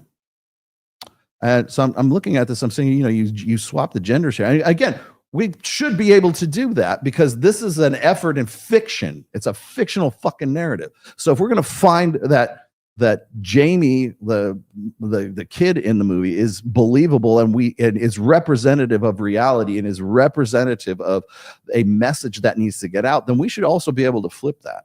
We should also be able to say, well, if we're going to say this is some sort of within the realm of reality, then why can't I go and say, well, so is The Handmaid's Tale? Because women are literally voting in U.S. election, trying to make social policy, trying to make political policy based on their perception of, well, maybe I should go and wear a red frock and a white, nun's hat when I go and cast my ballot for Joe Biden, to remind everybody that we're going to lose our abortion rights or something like that, because that's the perception. We're supposed to get it. If you saw, I didn't see this, but I saw video of this. If you see women who would go into the voting booths and they'd be wearing a red frock and they'd have this little white, hat on because they want you to remember that. Oh, we already got to that one. Let's see. Derek Nelson Supperall. Hey, what's up, Derek? How are you? The 150 deleted women per year in the UK are deleted in their homes by their husbands or their boyfriends. Women in the UK are rarely deleted outside by non-family. Should we proactively arrest all husbands? I got a better one for you. Should we create a movie? I got another idea. Maybe we could go and run some sort of survey or some research to find out if we should deem husbands potential terrorists, right? Maybe we should limit their right to speak. Maybe we should, find some way to limit their rights, because statistically, that's what we think the perception is that's what they are, right? Costello has said he wants there to be state-approved male influencers. Wow, imagine that. You mean like Justin Baldoni? They already beat you to that one. Diverting hate and let's see, ASU or the McCain Institute, they already beat you to that one. To replace red pill guys in order to create emotionally vulnerable male. Yeah, of course. of course. I don't know if I actually believe that. He might have said that. Why is female hypergamy so hard for people to understand? Because it's not hard for them to understand. They don't want to understand it. There's a difference between like seeing it and grasping it. There's another like, no, I'm good with it. Did they not witness it firsthand in high school? I saw it. It was so obvious. Oh, well. I think a lot of people still don't really understand what hypergamy is. I'm one of the, I did an interview with this girl, Abigail, or her name Abigail something or other, Shermer. Can't remember her full name. I did an interview with her for it was either an article she's writing or a book she's writing or something like that. And she was just trying to sort of wrap her head around the red pill. And she's very much an ally for the manosphere and the red pill. But she had asked me about hypergamy. And I said, well, she could, because she understood it well enough to know that a lot of guys think that hypergamy is a straitjacket. They think that it's this unconquerable, beatable aspect of female human nature. And the fact is like it's not. And I had to really explain that, because I think and I thought she was actually right when she was saying, a lot of guys think that they just fucking give up, because why would I bother with the girl if she's just going to find somebody better than me anyways, right? If she's always looking for the bigger and better deal, then she's going to find that bigger and better deal, and she's going to roll me. What's this fucking idiot?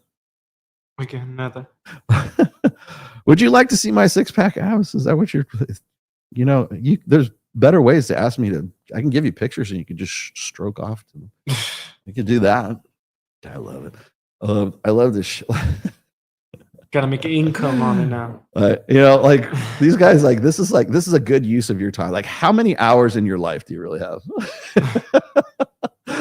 How many hours do you have in a human lifespan? And you go, you know what? I got an idea. I'm gonna say Rolo sucks, and I'm gonna put a cut, paste, repeat, step, repeat. That's your good use of your time on a Sunday afternoon. Dude. So 692,000. 692,000, and you just spent a good 4 of those.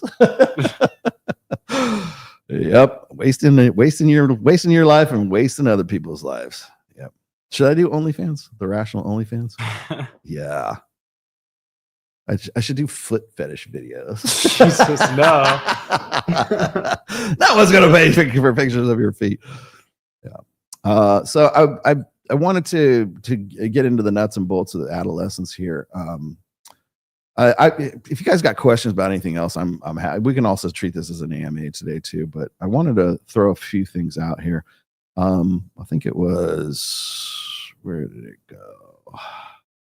Was it this one? I thought this was interesting from Will Costello. He says, we needn't get overly fixated on miscasting of a 13-year-old white boy as the face of UK knife crime. Okay. Yeah. Quote unquote. Adolescence is a plausible depiction of how a tragedy like this might unfold. No, it fucking isn't. Okay. This is plausible. Okay. Let's just be honest here. Okay. Now, I don't want to make this about race. I understand everybody does. And that's never been my platform. I'm never going to. The only time I talk about race is when it crosses over into the red pill. The only time I talk about religion, when it crosses over into the red pill. Politics, ideology, philosophy, whatever. I usually leave that to other people. Do that better than I do. So you can have that all to yourselves. But if it's religion and it crosses over into the red pill space, fair game. So in this case, I have to say this is fair game. So why would they want to whitewash this guy who was the actual killer of the little girl that inspired the series? Because it's not about knife crime. Because it's supposed to be a warning shot. It's supposed to be some sort of like veiled, not threat, but it's not some sort of like, low key. This is about the manosphere, which is weird to me because it's really that they only mention the red pill and the manosphere just in passing on a few different scenes. It's not like they harp on it the entirety of the series. In fact, they don't mention it at all in the fourth one, which, by the way, is just a worthless fluff at the end. The only information you get at the end on the fourth one is that Jamie changes his plea to guilty, like he accepts his fate, and the family is just like they're emotional wrecks. So just save yourself an hour and just watch the first three. It's just simply not worth the whole thing. What do you got here? You mentioned revenge in your book briefly and how bad it is. Any chance you could speak on it a little more? Revenge is a waste of time, just like typing and spamming my fucking chat is a waste of time. It's a form of revenge, right? I can't get to him personally, but I can go and bomb his freaking chat. No, the way I look at revenge is that it's a waste of time. And the reason why I say that, because people say, well, the best form of revenge is to live better than, is to have a better life, right? And while that's true, the thing is that if revenge is what motivates you to be successful, are you responsible for your success, or is the person you're trying to, you've been fixated on your OCD about enough that you're going to change your entire life so that you live a better life to get revenge on that person? That person is now responsible for your success, not you. And so that's why I say revenge is sort of a waste of time. I don't say revenge is bad. I just think it's a waste of time. I just think it's an impractical use of your time. What is it like? What is, the opposite of love is not hate. The opposite of love is indifference. So if you hate somebody, it's a desire for revenge. If you're indifferent, you can move on. You're free from that shit. Why would you emancipate yourself from that stuff? So that's really what I get to. Wokeness is a disease. Yes, it is. Oh, here it is. Louis Theroux. According to Netflix, Tell Them You Love Me follows a relationship between married white professor and a black man with cerebral palsy, which sparks controversy when the man's mother alleges that her son is incapable of consent. Oh, I see. Leading to a nationwide debate over power dynamics, disability, and race. This is what's important to us in 2024. Louis Theroux, 2024 documentary. According to Netflix, Tell Them You Love Me, a relationship between a married. Okay, so that's it. Okay. I don't know. I have to see it. I didn't even know that he was on Louis Theroux. I didn't even know who he was. So I guess do you want me to go and look that up and give you another report on it? I don't know. I'm surprised Byron and Fresh even know. They didn't know who Richard Hart was. How do they know who Louis Theroux is? Oh, I was gonna say. But one of the things I want to point out with as far as Will Costello's comment here is no, it is fucking important. It's absolutely important that they get so accuracy is not important. Like I said, I should be able, if that's the case, then I should be able to also say that The Handmaid's Tale is culturally important, significant. It's narratively significant, and it should be the basis of young women and influencing their vote. Should that be the case? Or should I say this is bullshit, and you shouldn't allow propaganda like this to really influence the way that you vote? Don't wear the fucking red frock to the polls, please. Right? Would I be more responsible to say, vote however you want? It sounds like a reasonable, plausible. Handmaid's Tale sounds like a plausible reality. Go for it, girl. Or should we be more? Should we be more accurate? Do we have a responsibility to objective reality? And clearly, we don't in the UK. And the reason why I threw in those videos at the end there is or at least the one where we're there at the UK Parliament, and they're talking about this as if this is something that needs to be shown to every school child from 3 years old up till they're 18. It's bullshit. The thing is it's plausible. It could possibly happen. Yeah, and monkeys might fly out my ass too, right? It's not about knife violence. It's meant to be sort of like this wink and nod to the Manosphere. It's meant to because why else would they mention it by name in the show? And it is only very sparsely tossed in there. But we're supposed to get, especially after the third episode, we're supposed to get this impression that kick white boys like Jamie are potentially Damian Thorne. Damian!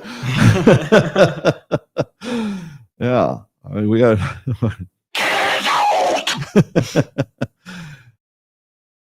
yeah, so no, it is. And I think so why do you have a problem with Will Costello? Because of shit like that. First of all, honestly, I think the fact that the UK government and the US government certainly had some sort of influence in the, let's say, the execution of the survey in the first place, in the research in the first place, in exchange for first grab at the stats, and to the point where they're actually paying the bill for, like, when the US or in the US and the UK government are funding the money you're giving to the survey participants, is that not government influence in the survey? If they didn't, would you do the survey anyways? Would it have been as effective? Would the stats be different if you had not offered them $25 or whatever it was, $7.50, whatever it was, to participate in the survey?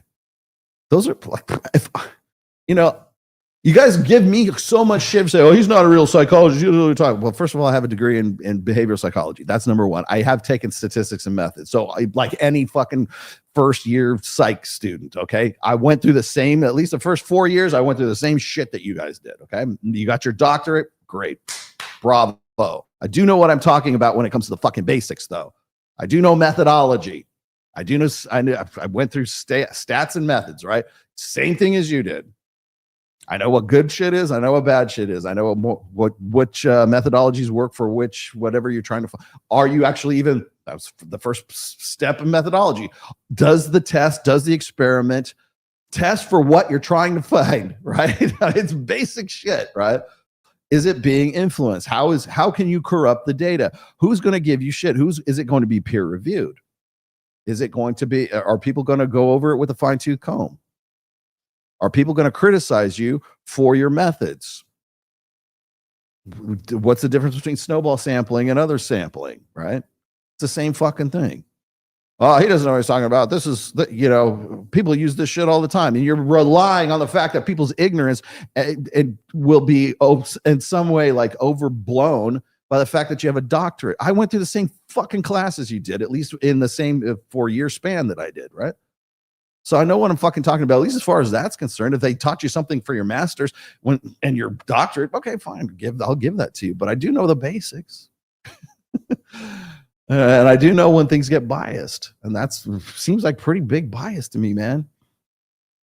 And the fact that you don't want to talk about it, and the fact that there's no discourse, and the fact that you would rather talk through a proxy like fucking not so erudite, that's fucking concerning, dude. I'm sorry to say, especially with her associations with, I don't know, Progressive fucking Victory and Destiny and the rest of these fucking weird assholes who are now up on sexual assault charges or whatever it is, revenge porn charges.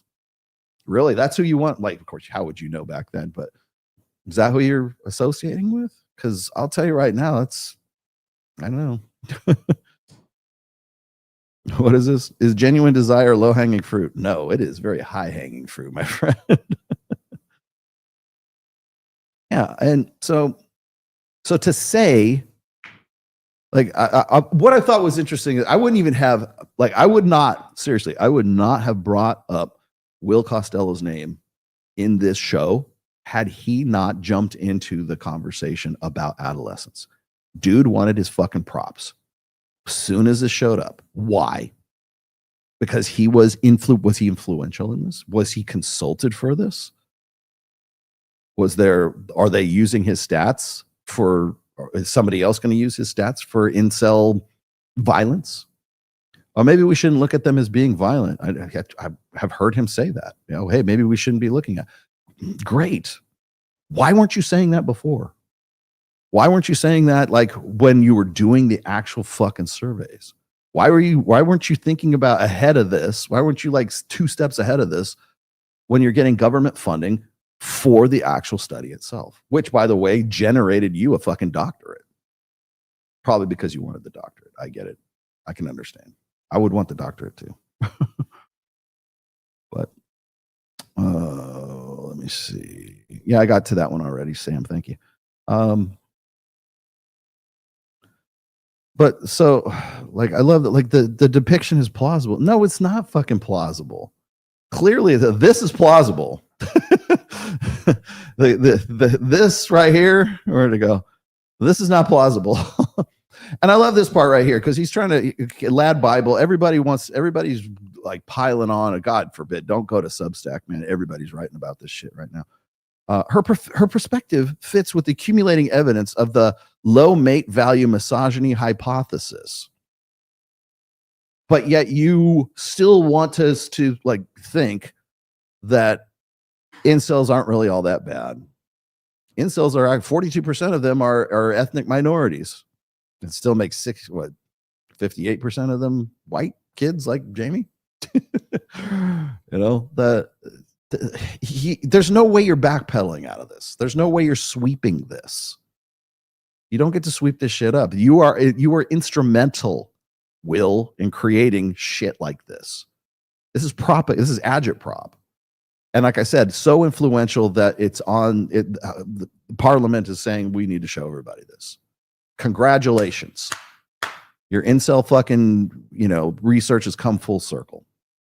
Now, did he intend this? I'm not saying he did. I'm not saying he didn't. But it is what it is.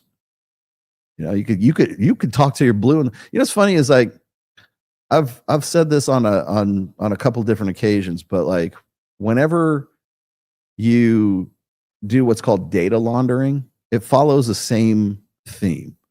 And I see this happen with Mac and Murphy. I see this happen with fucking Alex from Date Psych. I see this happen from Will Costello and the rest of these guys who are part of and there are others who fall into the sort of Evo Psych ivory tower. They do what's called data laundering.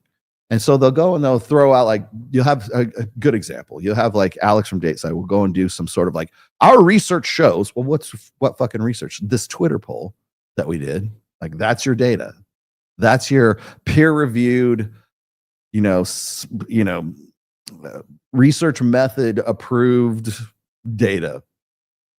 Our research shows that red pill guys are 100% evil and they're just grifting gurus, right? Well, what happens is you go and you get that, people say, oh, well, he must know what he's talking about. Then you pass that on to Tim Pool.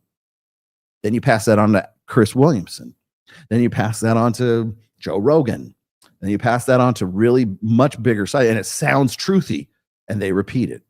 And they repeat it, and somebody else repeats it. Tim Pool repeats it. Joe Rogan repeats it.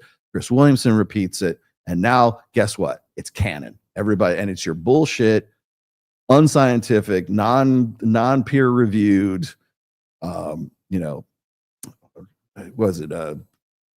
unscientific, whatever, data is now been laundered, and it is official. That's data laundering. And then they'll say, well, I'm sure you've heard this before. Like if the New York Times or a big media publication puts out information that is wrong, that is false, that was mistaken, they have to issue a retraction of that particular data, right? They have to say, okay, sorry, we were wrong. In this article that 10 million people read, we were wrong about A, B, and C. And you know what? The people who actually read the retraction, there might be 500 people that read the retraction of the 10 million people that read that and never read the fucking retraction. And that's how data laundering works, is they rely on the fact that the initial effect, the initial impact becomes the truth. Whereas they go, oh, wait a minute, sorry, we fucked up. The "we fucked up" tweet, 500 people read that. The "this is the truth" tweet, 10 million people read that. And that's what it's relied on. So even if they're wrong, and even if they retract that, the data has been laundered because Chris Williamson repeated it, and Tim Pool repeated it, and Joe Rogan repeated it. And so as Goebbels repeat a lie long enough and people will think it's the truth, right? You can even retract it and people will still believe it's the fucking truth, because that was their initial thing. And that's exactly how these guys operate.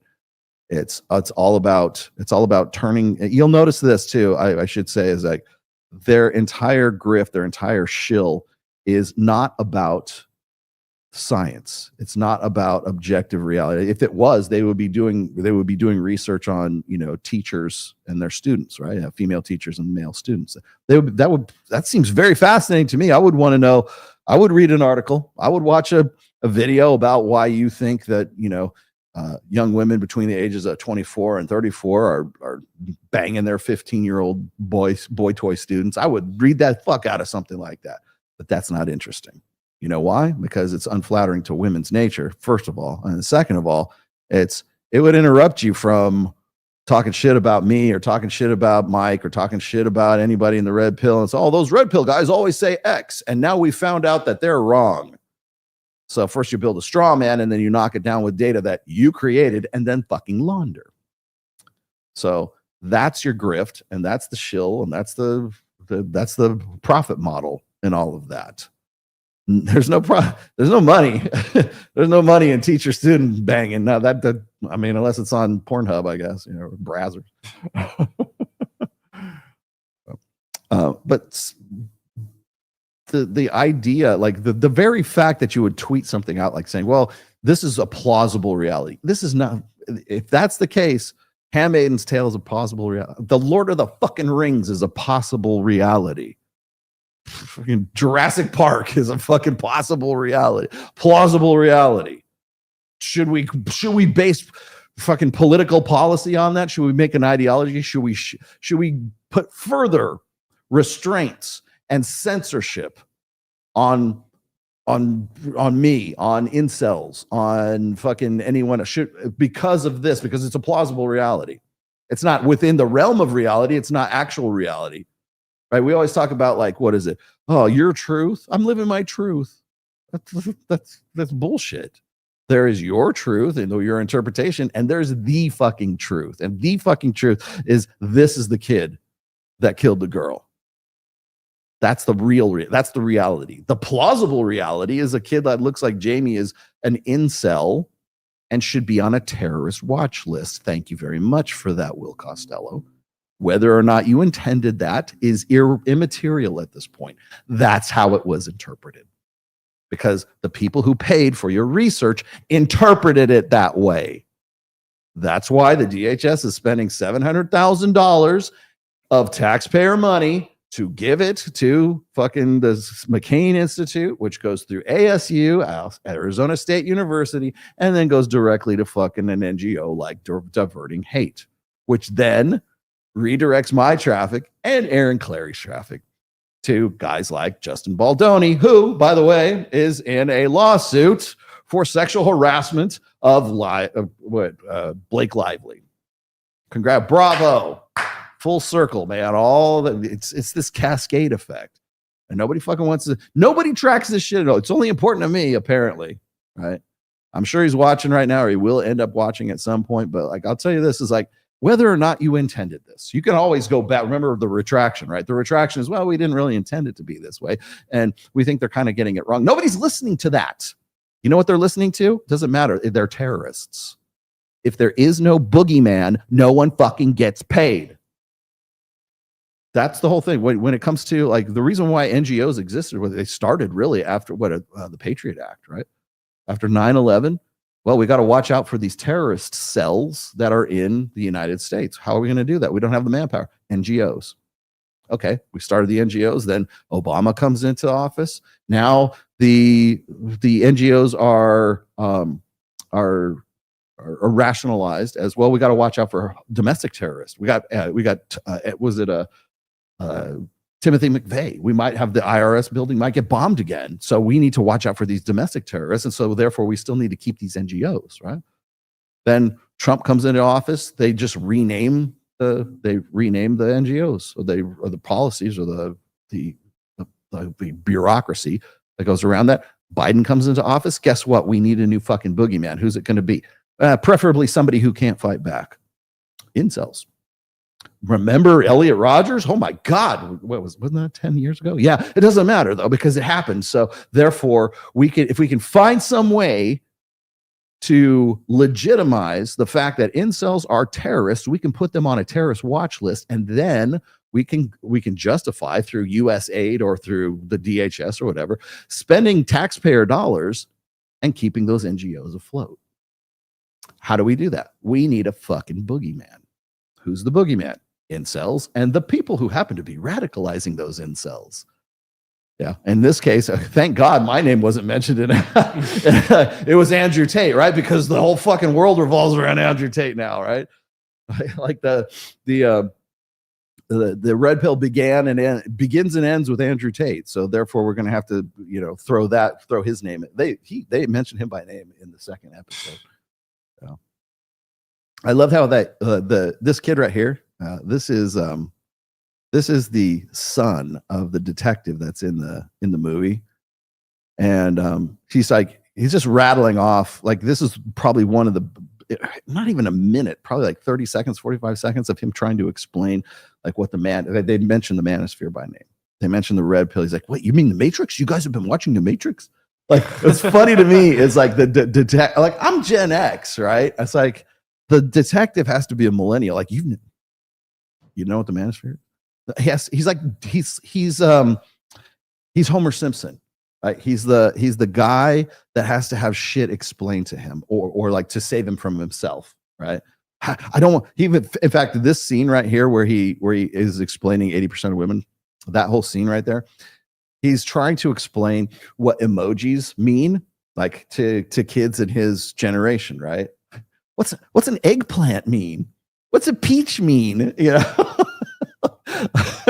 Like, okay, maybe that's within the realm of plausibility that he wouldn't know that, but I thought it was interesting because later on they make the reconnection again. The father and the son come back together at the end of that, but the detective, the black detective who basically runs down one of the kids in this episode, right, is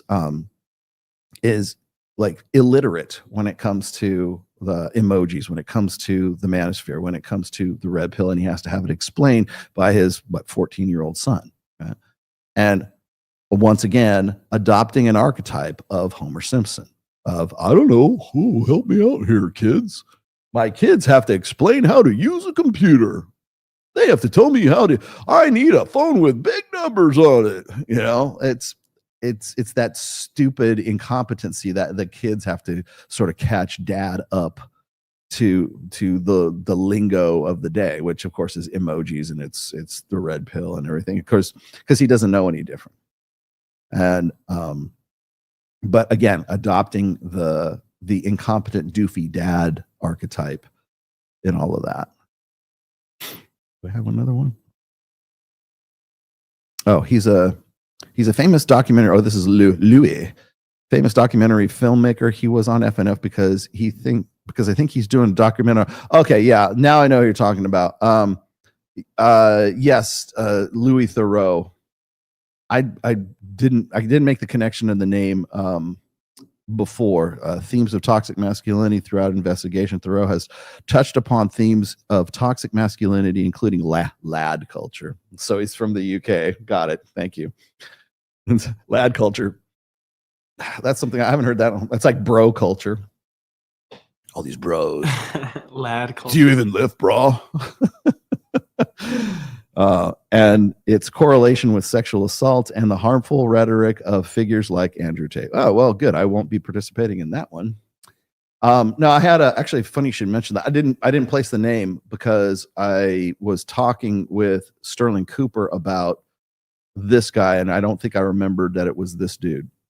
But he's making a document. Who isn't making a fucking documentary on the Manosphere right now? I'm still waiting for Pearl's documentary on divorce, which has been 5 years in the making, which will never be made. Yeah, I heard, like, Sterling told me about this guy. I didn't know his name was Louis. He showed me a picture of the guy, and I didn't make a connection.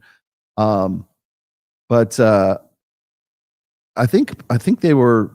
I don't know if it was Myron and Fresh who were telling me this. Maybe it was Sterling, because I think he interviewed this guy. Louis interviewed Sterling, and Sterling didn't get a bad vibe from him, but you never do, right? I'm very, very. Oh, Pearl got remonetized. Wow, good for her. Yay. What did she stop talking shit? Let me. God, I want everybody. I'm going to go on record right. I want to go on record right now as saying I have been very good. I've been a very good boy, not talking about anything about Pearl for a while now. And I promise you, like the last show that I did about Pearl, that was going to be it. They've done multiple bullshit fucking videos on me. Since then, I've been good. I have not said anything. Until I watched Tim Pool talk about Matt and Pearl. Just this morning, as a matter of fact.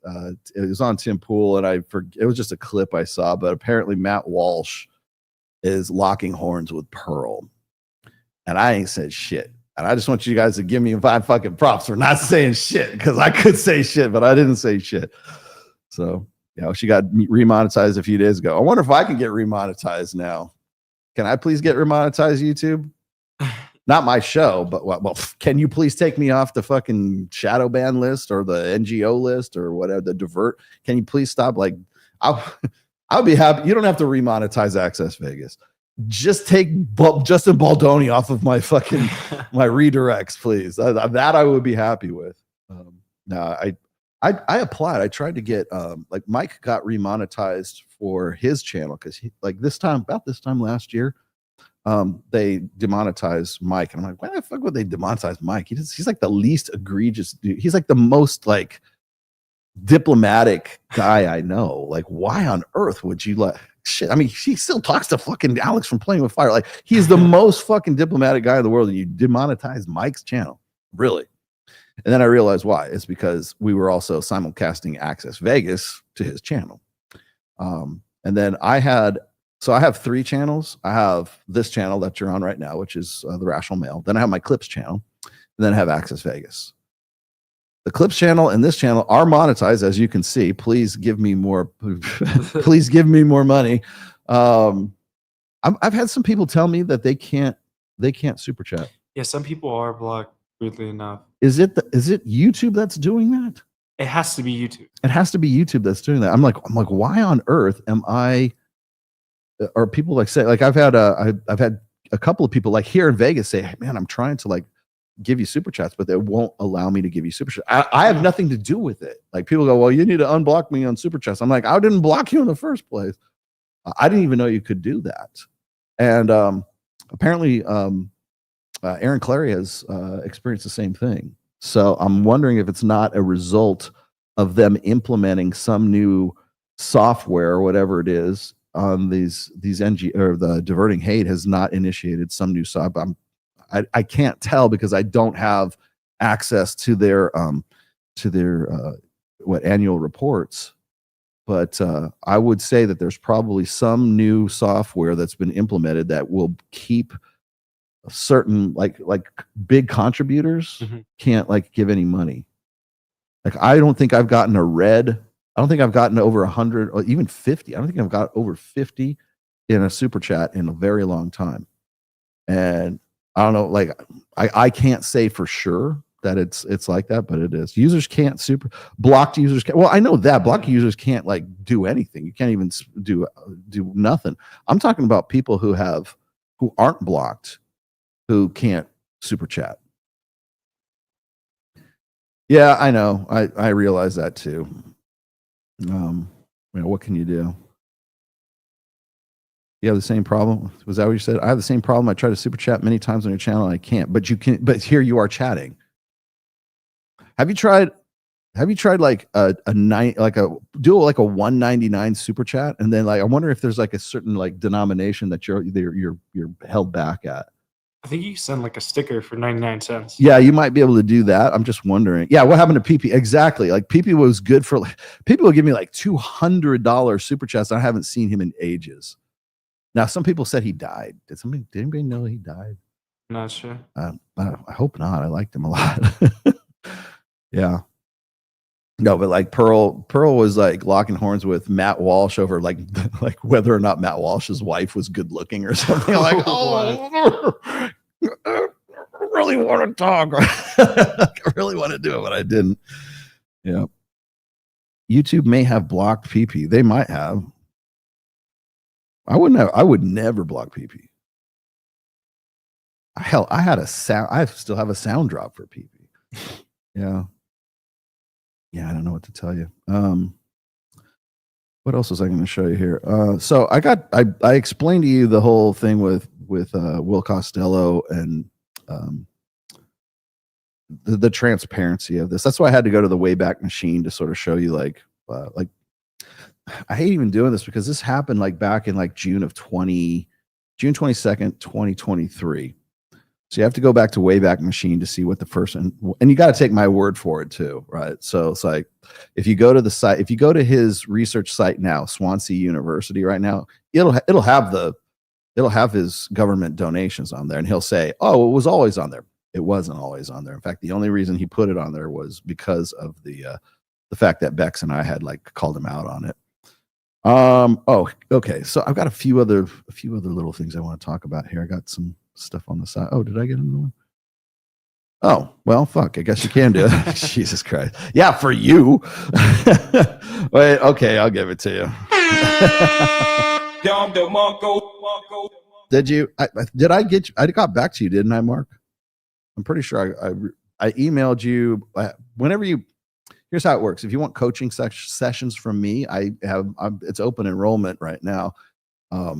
Anytime I'm writing, it's open enrollment. It means I have time to do it.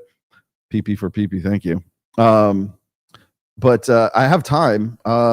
Did you want to Mark? Did I send you the policies email? I think I got back to you. I'm pretty sure I recognize your name. I think I got back to you with the policies email. Whenever you ask me for coaching, I will send you a policies email. You have to agree to the policies, and then we set up a time. So that's how it works. PP for PP. Very funny. Okay. And that was that. Yeah, well, I guess it does. It works for some of you. Interesting. Play the PP sound drop. It's not on here. It's not in studio. It's a studio at my house right now. By the way, I just got a new Mac Pro. Oh, hell yeah. Yeah, the new one. It's got the M4 chip. One? Yeah. Well, it's the M4. Yeah, that's M1, I think. Yeah, it is. You notice a difference in it, for sure. Yeah, especially when it comes to to doing video. Crazy good. Let's see. Where'd that go? Oh, you know what? Let me just I can just put this up as a screen grab here. Hang on. So this was about the original kid, just so we know what we're getting. I'm not again, I don't like putting stuff like this up on my site because I'm not about race. I'm not about like ethno-nationalism. I'm not about any of that stuff. So I leave that to other people to do. But in this case, I think it's pertinent. Hassan Sentamu, the evil, I don't know if I go that far. The evil killer who murdered a 15-year-old at a bus stop has been sentenced to 23 years in jail just last week. Hassan had a history of violence. He was given a police caution at age 12 after producing a knife at school. Other abusive and violent behavior included putting girls in a headlock and threatening to harm a foster carer's cat and chop off its tail. He threatened to kill a fellow detainee's mother. So this is the character that they based the thing on. Oh, Stephen Graham. That's what the guy's name was. So this was not about knife. Was this about knife violence? I don't think so. It's about knife violence in the UK. Not sure I'd go there. Let's see. Where's the other one? So, I mean, this is like why. Okay, here we go. Will Costello wanted me to put this on. Like he was saying that I deleted this chat. I didn't delete anything from Will Costello. I don't know where the fuck this is coming from. But he's saying that if anyone wants clear evidence, or as blatant lies about our research being used to designate incels as terrorists, click here. If you want to do that, I'll go ahead and put that up. But I think I pretty much covered that pretty well. Where'd that go? Here, I'll even do it. I'll fucking put my money where my mouth is. Here you go. Here, I'll put this in the chat. Here you go. See, here's the difference between me and you, fucking Will. Okay, I'll put stuff like that. You want to say you want your half, right? You want your say. That's fine. Guess what? I didn't do it from behind a fucking block like you did, you fucking pussy. Still behind your fucking blocks. How do I fucking respond to this? How do I respond to your bullshit if you're gonna hit me from behind a block? I should also mention this is how am I supposed to fucking respond to you if your fucking proxy is Kayla or Kyla? God, I can't even fucking say her name right. Not so erudite.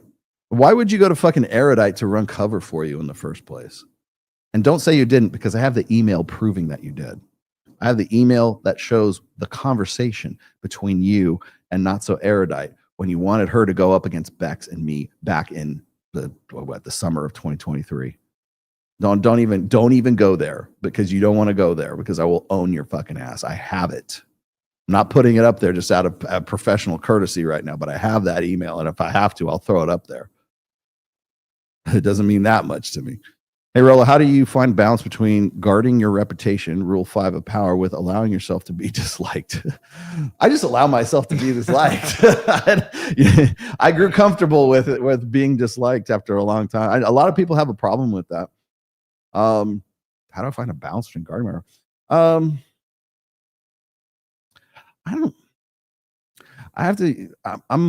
I'm bad. I'm bad at this. I wish there was a balance between that. Sometimes I feel like I have to protect my professional integrity sometimes. I mean, I've been doing for instance, I got attacked on Twitter this week, and somebody, I love it when people throw this one at me. They'll go like, well, Rollo is worried about Adolescence because he's afraid it'll cut into his bottom line because all he does is sell books. And I'm like, I'm an author.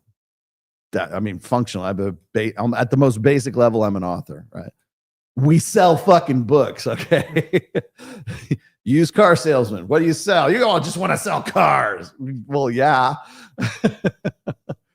Yeah, I want to sell cars. No, I love it when people so then I'm like, well, I think my fucking integrity and my fucking history and my reputation speak for me, right? Well, not always, because not everybody is familiar with my reputation. They don't know how long I've been doing this. So when I love when people are like, he's an old man, he's the grandfather of the red pill.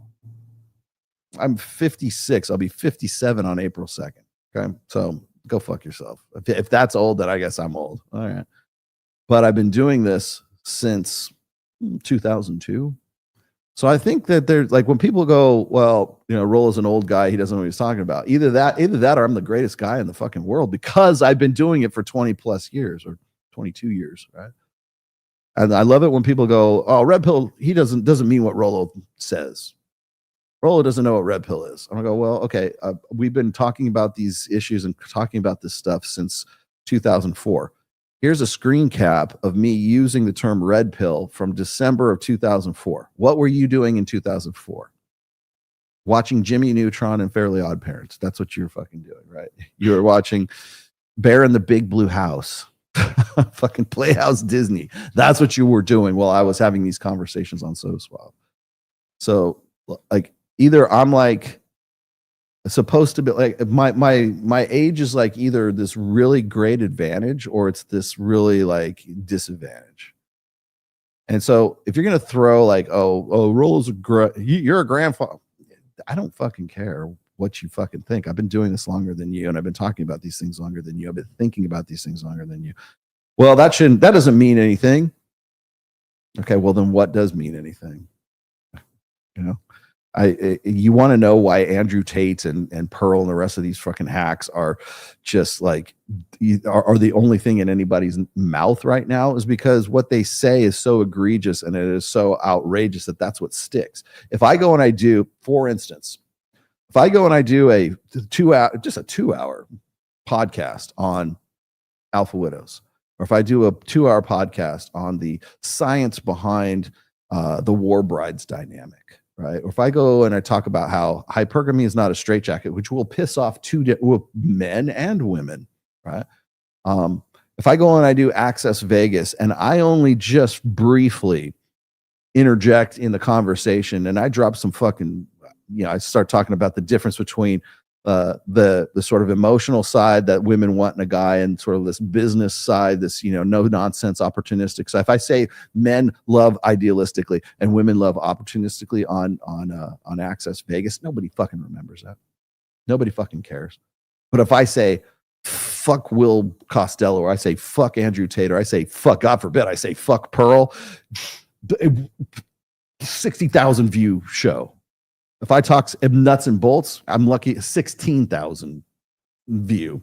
You would hope that it would be the other way around, but it's not, because that's not what people want on YouTube. They want fucking blood. They want, well, what is Rollo? Rollo's so emotional. He's so gossipy. Because you fucking eat it up like fucking Oreo cookies. That's why. Like a fat kid in cake, man. Love it. You love it. Love every bit of it. So every now and then, if I talk about Michaela Peterson, you go, you eat it all, gobble the fucking thing up, and they go, what, Rollo? He's so gossipy. Give me more. Show me the video of her at Tate's place again.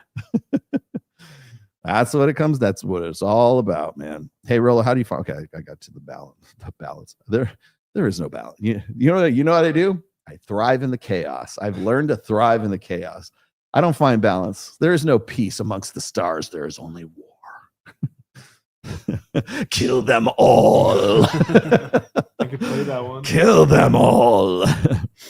I ain't blocked. I tried several times to super chat. Tried 100, tried 50, tried 200. Nothing worked. Please check the several messages I have sent, Rollo. I'll look. But seems to me you got through with 20 Canadian dollars. So maybe it's set at a certain denomination. I don't know. Maybe you're only allowed to give me so much money in the course of my life, in the course of your membership on my thing. I don't know. It's weird to me. And I think, I'm going to tell you something here. And this is just, I'm speculating. I don't know that this is true whatsoever. But if I find out that YouTube has initiated some kind of protocol to limit your ability to send me super chats, and it is the result of a fucking algorithm or some software change that was initiated by diverting hate, oh yeah, lawsuit at that point. If Costello loses his money, house, and kids in divorce, would you be gleeful? No. Would you let him join Reignite? Yes, he can. He's welcome to join Reignite now. Or is he a lost cause? I don't think anybody's a lost cause. That's fine. I know you're trying to be funny here, but and the only reason I'm gonna even address this is because I've had people who have been really horrible enemies of mine. 21 convention. People who have been involved in old conventions I was in, and I've had them literally hit me up. I'll name one name, John Sonmez, who actually I have the highest respect for right now, because John Sonmez decided at one point that his best interests could be served by Anthony Johnson, and decided that he wanted to go talk at the 21 convention. And literally a year later, I get an email from him saying, Rollo, I'm sorry about all of that. And he's like, I understand what you meant right now, and I understand why you stopped working with me, and I understand everything you were talking about when it came to Anthony Johnson, and it was a bad mistake on my part. And he says, I just wanted to let you know, I just want to be a bigger guy and do that. I go, I emailed him back and I said, hey man, at least you didn't try to start a business. I said, apology accepted, whatever. And so I try never to close the door on anybody except for Pearl. I'll close the door on Pearl. But when people come back to me and they'll like I said, I've had people who have been really anti-Rollo for a year or two, and then they'll go through some heavy ass shit, and I'll be the first one to say, hey man, if you want to talk, I'm here. I don't want anybody to delete themselves. And I'm not going to go there and say, ha, I told you. I'm not like a told you so guy. especially not now, because I've experienced this enough where like people who have been like staunch haters of mine will later either come back and apologize, or they'll go like, fuck man, Rollo was right about these things and I'm experiencing them now. And they'll come back and they'll, even my haters still use my vernacular. They'll still use like parts of my books. So I never really cut myself off from that kind of stuff. My goal is not to defeat guys who hate me. My goal is to like help as many guys as I can. And if that happens to be a former enemy, then I'm okay with that too. So it just comes down to it. I have a question for the audience. Did you guys ever, would that be me and you, ever spend a super chat and it says, quote, unable to send message? If the answer is yes, I say bingo. Yeah, that's probably it. I think there's probably it. It's within the realm of plausibility, isn't it? This is a first in 5 months, Rollo. Oh, so this is the first time you've been able to do a super chat. Wow. Yeah. So I want to on the note that I was just talking about when it comes to like sort of why do I do what I do? And why is it so important? Why do I get pissed off when people put incels on a terrorist watch list? Why do I get pissed off when Aaron Clary is a radicalizing? Not me. And I have to throw this in here at the end because when I watched Adolescence, I'm like, why? Who cares, right? Rollo, why do you care? Why do you care about this stuff?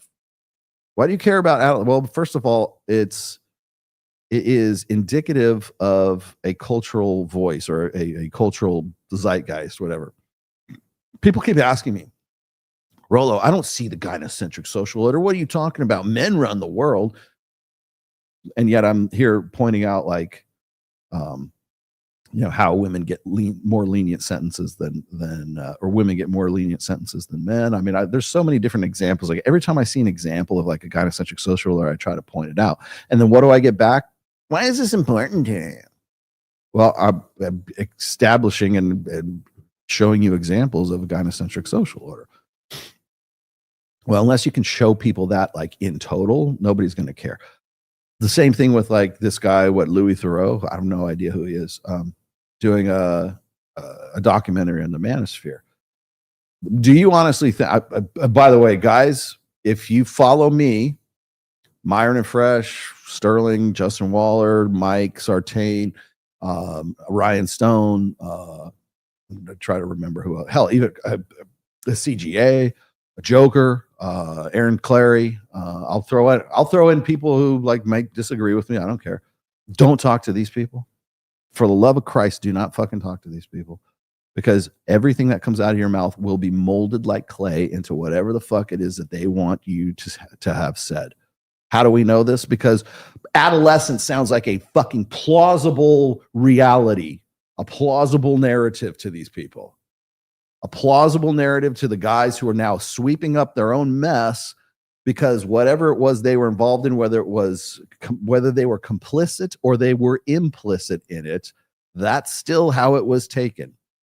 So you can still make the case to me, and I'll admit I'm wrong if I'm wrong. But the thing is like if the case is this, even if Will Costello is entirely blameless in the perception that incels are terrorists and have been nominated or designated as terrorists because of his research, shoddy fucking research that was funded by the same people who are now designating these guys as terrorists and now are jumping for joy for something like Adolescence and now having conversations about it on the parliament fucking floor. Whether you were complicit in that or implicit is immaterial at this fucking point. You can go back and try to correct that as much as you want on all these fucking backwater podcasts. But the fact of the matter is that the research you did, whether it was malicious, whether it wasn't, whether you're completely blameless in the whole thing, the matter of fact is that's where it got these people. Why do I care about that? Because the red pill saves fucking lives. That's why. The Manosphere is better than it's not. All this shit about, little boys are going to fucking knife your little girls if they listen to Andrew Tate. Little boys are going to knife little girls if they believe that it's the 80-20 rule that we've corrupted. Little boys are going to go knife little girls if they listen to the red pill, if they listen to these terrorists, these incels in their basements, making up these little caricatures, these fucking cartoon characters that everybody's, whether or not you were implicit or complicit in that perception, it's the fucking genie's out of the goddamn bottle. And why do I feel so passionate about this? I'm going to show you why. I brought this up before, and I brought this up when I was doing that show with Myron and Donovan Sharp and fucking forget whoever else. All those people, when we did that panel show on Fresh and Fit, I brought this up. This is, I can't really show you the whole thing, but there's a handwritten note that I always keep in my notebook right here. I'm not going to read you the name of it, but this is from a mother of 2 kids, of 2 sons. It says, Rollo, I'm a mom. Oh, sorry, 3. I'm a mom of 3 grown boys. Most of my friends have boys. Delivered your book to my best friend's son who was struggling with the breakup and depression. Saved his life in more ways than one. Since then, I have recommended your book to all of our sons to arm them with the knowledge and the tools to succeed in reality. Thank you for giving me my sons back. Sincere thanks, and I'm not going to say her name, and by the way, it's a little bit, if it looks a little bit smudged right there, it's because she was crying when she gave this to me. That was one example. I bring this one out because this was kind of personal to me, so I always put this back in my notebook here. I've also got there's an essay here. In fact, I would love to I'll paraphrase it for you because we're kind of running a little bit low on time, but I have an essay called The Safety Net. In fact, Sam, if you'd be so kind enough to get the Safety Net post off of my blog, I'd appreciate it. The reason why I bring that one up is because the entirety of the comment section, which comes out to about 1,100 different comments, one of my most trafficked essays, by the way, on the Rational Mail, on my blog, the Rational Mail, and it's just one comment after the next about like how my work saved these guys' lives. Like literally, there's one guy on there who was talking about how he had made a date with death. Right, he was going to kill himself on this day. And he was going to set up insurance. He was going to make it as least inconvenient as possible to his surviving kids and his ex-wife at the time, and had planned to off himself. And in the process of like making these plans, he came across some of my work and read. And he said, all I could do was just read your book. He's like, I read it like cover to cover inside of like a day or two. And he said, and it changed my life. And I canceled my date with death. It was like I met him personally at the 21 convention. When I went to the first 21 convention, the guy actually bought tickets, flew out from wherever the hell he was, and the reason why he went to the convention was so he could see me face to face and tell me I'm that guy, and was in tears telling me this. He says, my kids have a father now because of you. And that's really weird for me, because like everybody throws shade at me all the time. That's why this shit's important. That's one example. There's tons more. I'm sure Sam will come up with the link here in a second. If he doesn't, I'll do it myself.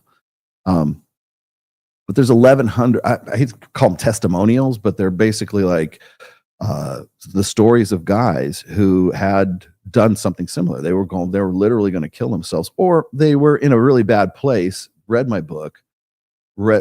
Became more aware of their own situations, and they decided not to. And that's why shit like Adolescence really fucking rubs me the wrong way. And anyone involved in contributing to putting something like that together rubs me the wrong way. And if I get a call from Louis Theroux, if I talk to him, that's the only thing I'm going to say is this material saves lives, and has done so, by the way, for the better part of 20 years now. It's better than it's being made out for. Everybody wants it to be toxic masculinity. Everybody wants it to be part of a narrative. Everybody, oh, there it is. Thank you for that. Yeah, I really don't want to read that one, but I could, I suppose, if I had to. Here, that's what it. I'll just put it in the chat for you guys. You guys can read. Oh, thank you. Sam just put it in there. Yeah, confidence in the safety net. Yeah. Anyways, you could just look through. If you could read the essay if you want, but the comments is where the gold is in all of that. And so that's why, like when I listen to or when I watch stuff like Adolescence, it's like it's essentially dissuading people from saving their lives. It's just because I think what's happening right now is, and like I said, hat tip to Carl Benjamin on this one, is that the reason why you see stuff like Adolescence, and the reason why I get passionate about this too, is it's a threat. It's a threat to the power base. It's a threat to the authority.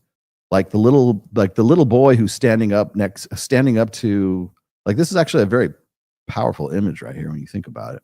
I know it's supposed to seem like menacing, like this little boy is going to be a future like husband. He's going to smack his wife around. No, that's not what this picture is. You know what this is? This is male authority standing up to female authority. That's what this is. And this is what they fear the most. This is what they fear. Like a 13-year-old boy can fucking school this bitch. And that's really what I know. They were aiming for something else. And if you, like I said, when you watch the video of the producer, the writer getting interviewed by that one, he looks exactly like who you would expect would write this fucking movie, right? He looks, I'll show it to you again if you want. But this is a very powerful image right here, because we're supposed to interpret this as this is going to be a future abuser. Like, look at his fists. Look at that fist there, that on his right hand. It's balled up like he's about ready to like give her a black eye.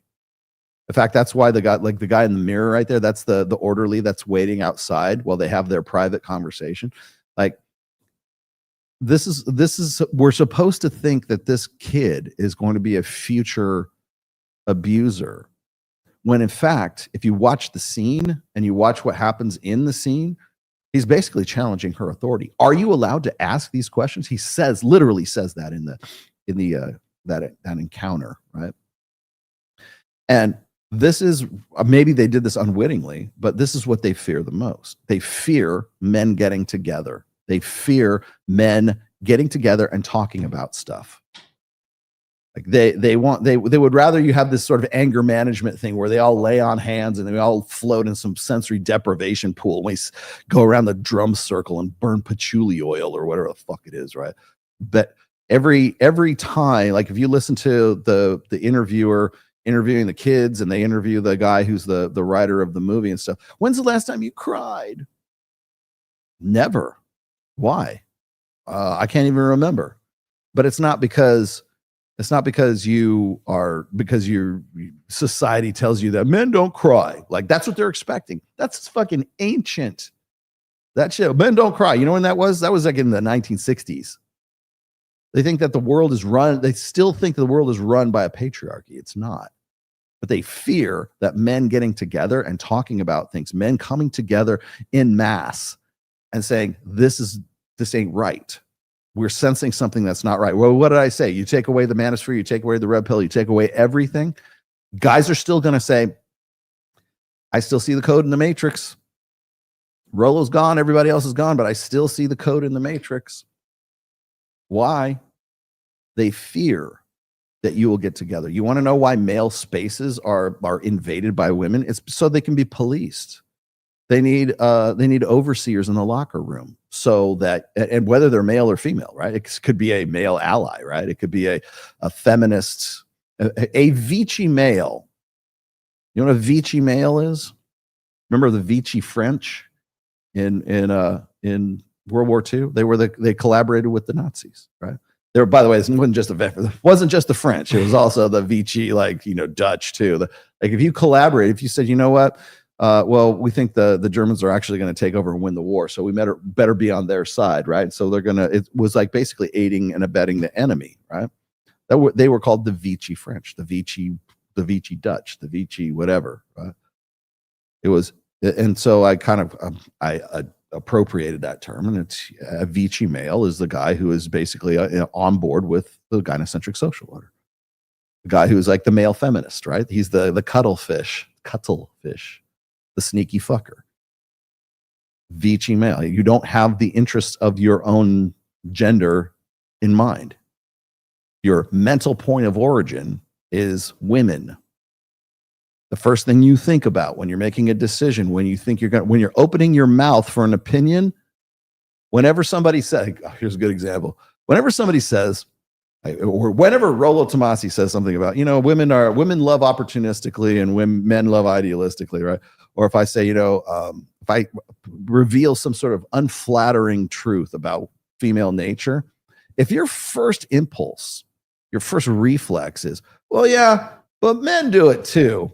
And they do it worse. If that comes out of your mouth, congratulations, your mental point of origin is women. Your mental point of origin is, what will mommy think? What will my girlfriend think? What will my wife think? What will my potential girlfriend that's within earshot in this room, what will she think? That's overseers in the locker room. So if there's a male space and some guy pops off with that in your male space, guess what? That guy's mental point of origin is women, and he is an overseer. He's a Vichy male. He is an overseer in the locker room. And so it's much more effective. Like I was going to say this, gynocentrism is way more effective because guys will police other guys. Women don't have to even be in the locker room because they have agents in the locker room. They have the orderly that's waiting outside in case things get hostile, right? Because men believe that the more alike, the more they identify with the feminine, the more they're in touch with their feelings and they're emotional and they're emotionally available and emotional intelligence. And when's the last time you cried? The guys that agree with that, the guys who are in the locker room who agree with that, those are the police. Those are the thought police. Those are the overseers in the locker room. The locker room being the male space. Right? There are Vichy males. So they're it's easy for me to like say, well, it's the sneaky fucker game. They're cuttlefish. They're male feminists. Okay, that's easy. We can figure that out. But when there are no women present and there's another guy there who's basically the woman who is the overseer in the locker room, that's your Vichy male. Those are the guys who are collaborating with the enemy. Okay. A lot of people wanted a definition. Even Will Costello. There you go. Will, there's your Vichy male definition for it. But I think it's funny is like I've used that term for a long time now, and I don't think I've had to explain that in a while, but it's actually from an old essay that I wrote.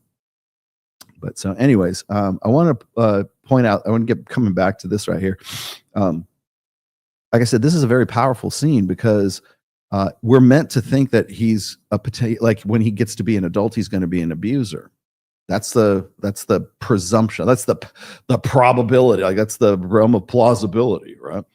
But if you watch the scene, that's not what it's about. It's about that a woman, a psychologist woman, establish or asserting authority over maleness. He's the male figure in the room. And I'm going to get like sort of like representational here. Right? Okay, we're going to go metaphor. I know we're not supposed to use metaphors here, but the little boy is the metaphor, and the little boy is standing up to that authority. Are you allowed to ask these questions about whether or not I want to touch a little girl's cooter? Like that's part of the scene. They didn't use the word cooter. UK don't. British people don't know what cooter is. But it's establishing authority and it's establishing dominance, right? And she's there, and she already has the authority. And he challenges it, and it's like what you want to happen, what she wants to happen, or what the authors and the creators of this series want to happen in this, and it does. They want him to sort of like hunker back and show his belly and put his tail between his legs. And he does that, but he fluctuates between the two. At least in the beginning, anyways, he fluctuates between the two. He fluctuates from this anger where he's knocking off a cup of hot chocolate off of the table and throwing chairs, to like, oh, I'm sorry, I shouldn't have done that. And the conflict is, and maybe they do this sort of ironically or unironically, is the point of conflict between all of that is this internal conflict of whether or not she has the authority or he has the authority. And so when he kind of backs down and he puts his legs or tail between his legs, that's when he's sort of coming back to the established authority situation between men and women. And so this conversation is less between a psychologist and this little boy killer as it is against the female authority base versus a male, presumed authority. And that's what they fear. They fear men will get together and establish authority. And whether for better or for worse. That's why it's not a male figure. It's not a male psychologist in there. It's a female psychologist. So when you have this sort of power dynamic that's going on between the two of them, it's really a power dynamic between a gynocentric social order and men who are chomping at the bit, men who are challenging that. So who is challenging that? The red pill, the manosphere, everything that they sort of allude to, but never really mention by name too much in the actual show. And that's what they fear, because they understand one cardinal rule is that authority is never given. It's only taken. So the taken authority, the assumed authority of women in a gynocentric social order can only be taken back by men who get together and say, you know what, it's time for us to take the authority back. Perhaps we wouldn't have knife killings if men were the ones who were in the position of authority. Perhaps we wouldn't have to make movies like this or whatever series, whatever the fuck it is. We wouldn't have to do that if men had some kind of authority. And that's the problem. That's really what the most fundamental, we keep coming back to this full circle all the time. When we talk about traditional conservatives, they say, oh, we need more, men need to be more responsible. How do they become more, how can they affect the liabilities of that responsibility? How do they affect that responsibility if they don't have the authority to do so in the first place? How do we know they don't have authority? Well, we see scenes like this. The presumption is that the woman has the authority in there. You can say, well, that's because he's a little boy. Okay, well, it's true, but the little boy is a future abuser. We cast him as if, well, thank God he's in jail for the rest of his life, because look, he's balling up his hand. He's about to punch her just because she's female. So that's the message that we're supposed to be getting out of all of this. What do we got here? Bingo. Unable to. Yep, I figured. I'm telling you, man, there's they did something in the algorithm. I would not be surprised to find out that it was diverting hate that's done this. I found the red pill from the red pill subreddit 15 years ago, did lots of reading after a breakup and went MGTOW. I found discipline in life without a father. I'm a new man now with my eyes wide open and freedom from that rat race. See? And you are the most dangerous motherfucker in the world to these people. You're the most dangerous dude in the world to Vici males. You're the most dangerous dude in the world. And people will call you an incel. I'm MGTOW. Okay, well, I think it's kind of ironic about all this is incel has become an insult. It's an invective, right? It's like, you're an incel. It's like saying you're a perma-virgin. You're a loser. You're never going to get laid. Right? That's really what it is. In fact, that is in the movie. The kid got pissed off at the little girl because the little girl rebuffed him, first of all. And then second of all, she called him an incel. And the dumb dad is like, well, what's an incel? You mean involved? Aren't they all incels at 13? And then she asked, then of course the psychologist asked the little kid, have you ever touched a girl under her shirt? And he's like, well, yeah, once or twice. Then it turns out it's a lie. Like he admits that he's never really done anything like that. And he just didn't want to be called an incel, which is kind of ironic considering that we need a government agency to fund tests to do studies on incels when that term is just going to be used as an invective. So how do we know who the fucking incel is? Right? Are incels, do they only dwell at incel.co, which is where all the samples, from the survey came from? Or is it a little 13-year-old boy who's never heard of fucking incel.co, but the little girl he wanted to get with calls him an incel? Remember, this is plausible, right? So is the little kid, is Jamie Miller, this kid, is he an incel? Or are incels only incels if they're members of incel.co? See, that's why I think another reason why this research is fundamentally flawed is if we're going to, how do we even define that?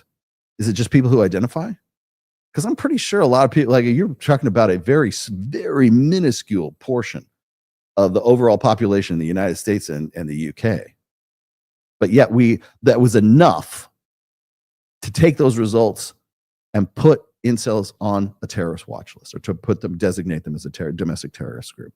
Because if there is no boogeyman, nobody gets paid. So what's an incel? Is it Jamie Miller or whatever the fuck the kid's name is? Is that who it is?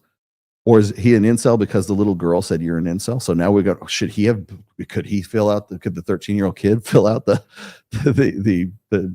survey? That's another, like how old, like what's the age range? Are there 90-year-old incels? Are there 13-year-old incels? Right? Because incels just it's an invective, man. It's just an insult right now. You know how many people have called me an incel? I've been married for 28 and a half, almost 29 years now. I get laid pretty much regularly since I was 17 years old. I'm definitely not involuntarily celibate. Yeah.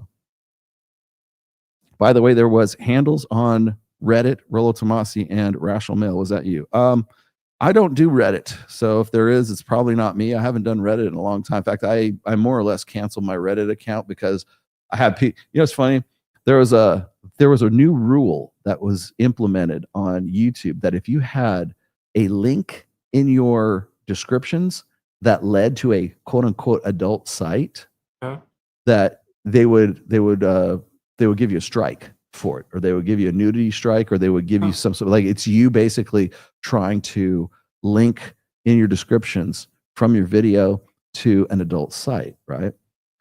And what had happened was I used to have a Reddit. My Reddit's profile was linked. It used to be linked in all of my descriptions, right? And what had happened was Reddit changed its like default settings so that if you didn't put non-adult, like if you weren't interested in adult content, you had to make a choice. Like your profile had to block like porn on Reddit, right? Yep. If not, then it was designated as an adult thing, right? So what happens is then all of my haters from like, I just got fucking brigaded by haters reporting videos saying that my links were linking back to an adult site because I hadn't switched, because I didn't even know there was a new default setting for the profile to say that it's an 18 plus profile, but minus plus profile, right? An NS, not safe for work profile, right? I figured it out finally, but not before I got 2 nudity strikes for that. Damn. And so I just said, fuck it. I just said, screw Reddit. I'm done. I just canceled my fucking thing because that's how much people hate my fucking doing what I do. That's how much they hate me. They will find new fucking like that will be like, who's fucking could think of that, right? These guys do. If it can fuck you, they will fuck you. That's how fucked up that was. I remember that was probably like 2 or 3 years ago. Yeah. Got 2 nudity. I'm like, why am I getting nudity strikes? There's no nudity in this. It's because of the link that went through. Yeah. Are you guys trying? Like, is everybody like, so that didn't post? Like, are people trying to post super chats? Because I'm interested to know. Yeah. All right. Where are we at? 249. Okay. What do you got for me? Yeah. Got it. Okay. We'll bug out. I think that's about all I needed to get to anyways, Kyle. No worries. Yeah. So I wanted to thanks for watching the show today, guys. If you watch Adolescence, if you do watch it, like I said, I hope I haven't ruined too much of it for you. But if you do, understand that it's not really about. It's not even so much about like knife violence. It's not about. It's just ostensibly about this shit. But if you watch it, just understand the fourth one. Don't waste an hour on the fourth one. The only thing that's significant that happens in it is that he changes his plea from not guilty to guilty. Everything else is, if you don't want to see tough guy, what's his Stephen Graham, you don't want to see him like blubber like a fucking little child for like, it's almost like the producers, like they got him in the movie so they could do that to him. It was like a humiliation ritual for him. Yep. What do you got here? Rolo, question for the audience. Have you tried to type in any content creator and it says, quote, message not sent, edit, try again? I don't know. I saw a woman's diary of a CEO podcast talking about hypergamy like it was her material. I hated it. Thoughts? Well, everybody lifts my material, dude. Go to the original. Go pick up the Rational Mail. Links in the description right there. Also, if you guys want to join Reignite is my Unfuck Your Life group. It's again one of the game saves lives. The Manosphere saves lives. It helps rebuild lives. And you will never hear this put into a positive context, so I'm going to put it into a positive context right now. I have more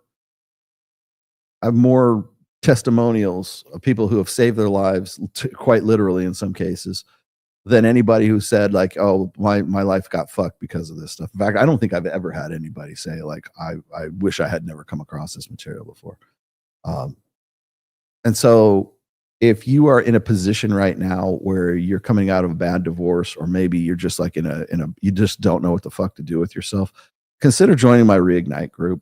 And I'm not a pitch guy. I'm not a funnel marketing guy. I have guys who do that. I have a team now. And I just wanted to point out that like when people if people hit you up on Instagram and it sounds like, somebody's trying to pitch you something, it's me. It's my people. And I read every single one of these.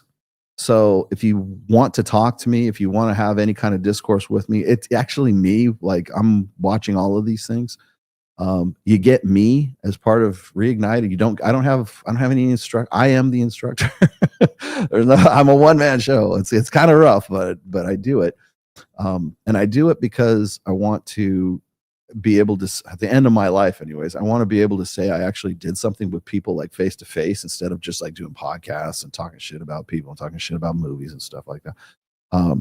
My books save lives. My work saves lives.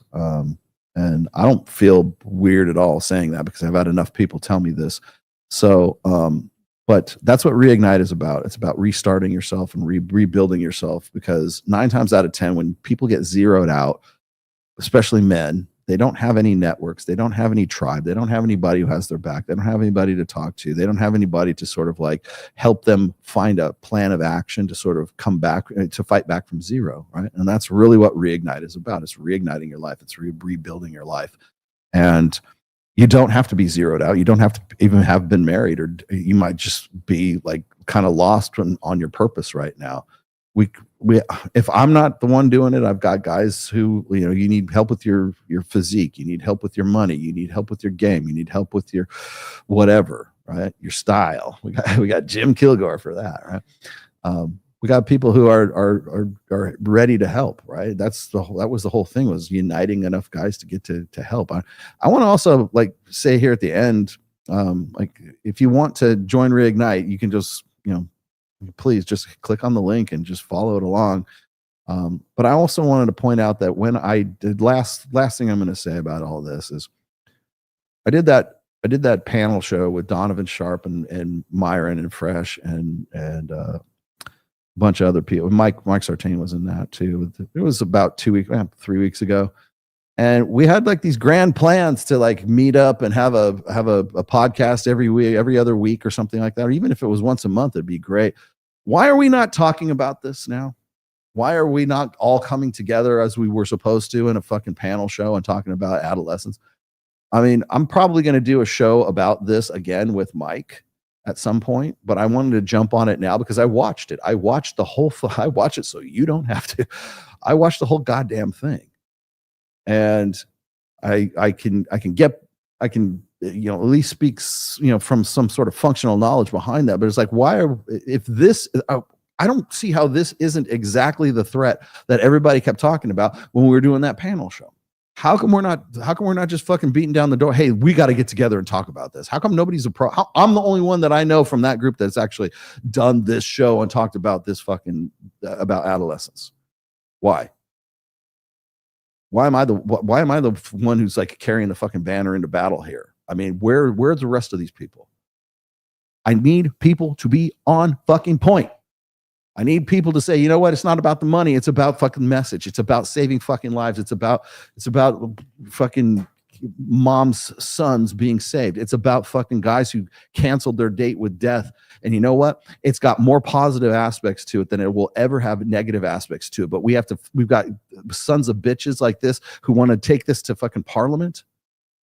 We got Will Costello, who, for better or worse, whatever his intent was, has been in some way. I'm not saying we should attack Will. I'm just saying, like, it's just been instrumental in putting incels on a terrorist, making him terrorists. Why are we not talking about this? Where is this now, man? Why have I not got a phone call or a text from anybody saying, hey, we need to get together and do a panel show about this? Where the fuck are you? Why am I the only one doing this? I just want to leave you with that really quick. Yeah, the red pill event. Yeah, where are they? Well, it's all business. Well, we can't make any money off of talking shit about adolescence. Well, you know what? I'm all about making money. God knows I'm about making money, but I'm about making money by helping fucking guys keep the noose off their necks and by keeping the gun out of their mouth. And I'm certainly against shit like this. Because every movie that comes out like this, every fucking instance where people are making probable, plausible bullshit, fucking narratives like this, every time, that's not only going to cut into your fucking business, it's also cutting into the truth of the fucking matter. And it's going to keep people fucking in the dark that much longer. And it's going to put more guns in people's mouths. It's going to put more nooses around people's necks, men's necks. So I'm going to leave you. I hate to leave you guys on a downer, but that's where I got to kind of do it. I think that is it for the time being, guys. There will be no Access Vegas this Thursday, so maybe we do a fucking midweek like we keep trying to say. But the next Access Vegas will be on my birthday, which is going to be Wednesday, April 2nd. I expect we have like Mike's already saying, we're going to have a huge show. We had 12 girls on the last show. Ooh. I can't believe none of them flaked, which was incredible. I would hope that it being my birthday show that there nobody will flake either. So, but that'll be on April 2nd. And then I've got, I've got we're going to be going, Mike and I will be going to, okay, why is it on a Wednesday? Because April 3rd is Babes in Toyland here in Las Vegas. It will be a Western themed one. It's at Jason Aldean's Kitchen and Grill, man. Whoa. I got to go find me a big old fucking, what do they call it? The black hats? I forget what the Stetson or whatever. I don't know. Yes, well, Stetson the brand, right? Yeah, something like that. I got to find me a fucking black, I need a black hat. And then the next one, by the way, there's going to be the Bunny Ball that's in San Diego, but in Miami, the middle of Miami, I believe it's going to be the 17th. Yeah, 17th of May in Miami will be the white party for Babes in Toyland. That whole week, we're going to be doing a Reignite meetup in Miami. Hopefully, I'll be on Fresh and Fit. I know I won't be on Adam Sosnick's show because it's not on anymore. And I think we might get onto the Danza Project like we usually do once a year. But I will be doing a deep sea fishing trip on that Thursday, which I believe is the 15th. So I have 3 slots left for the deep sea fishing trip for my Reignite people. I've got myself is on, I got Harold on, and I've got Jim Kilgore in right now. I have room for 3 more because I can only get 6 people on the boat. So if you're interested in that, just DM me or hit me up, pick me up through Reignite, however you want to like contact me through email. All my stuff's in the description there. But I got 3 slots left for the deep sea fish. It's a full day fishing trip. I will give you the price for it. It'll be somewhat affordable, at least for the whole week. So let me know if you are interested in that. And yeah, sailfish season is in Miami right now. I want to hit like some Dorado or some big like King Mac. I'm just thinking, God, what kind of, and then of course I'll just probably catch nothing but big giant barracuda, and that'll be that. So cat food, cat food fish. So, all right, fellas, thank you for watching, and I will catch you guys next week, same time, same channel. Bye.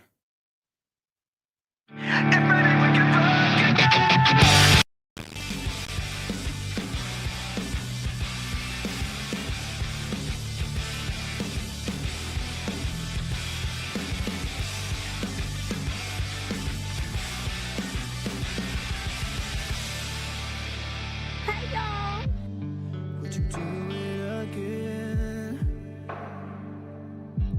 I need to feel you on top of me. It was my first time. Alright. I was just a kid when we met and went to bed. It was my first time. What do you expect from me? I'm breaking up the rules now in the game. I've got some new tools. I'm gonna get the whole thing. Over like a matchbox stereo. Time to get my thoughts now, let go. You lose. Good day, sir. But maybe we can fuck again. And maybe things are different. Goddamn, baby, one more again. Stop, please.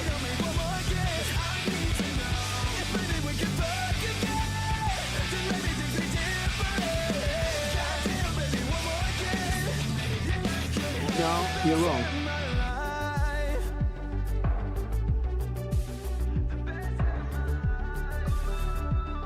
Gotcha, bitch. Now we're fucking in the bathroom, tearing up everywhere while I got your hair. Why you screaming my name? That's nasty. It is nasty, right? Isn't it nasty? Ugh. She was swinging in the bedroom, whole time stopping and stubbing with her head. Like she's Claudia Kelly. Well, I'm a whore. Want me?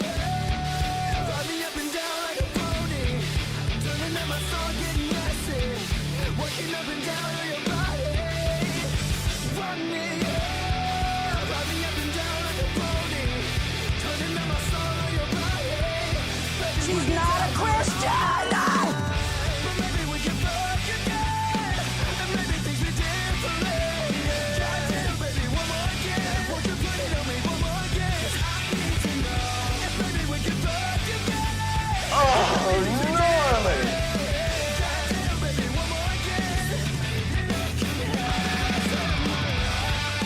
Sitting Podcast has been a production of The Rational Male. All rights reserved. Registered trademark 2025.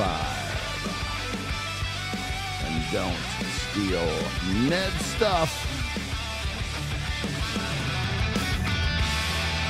Oh, those guys are fags!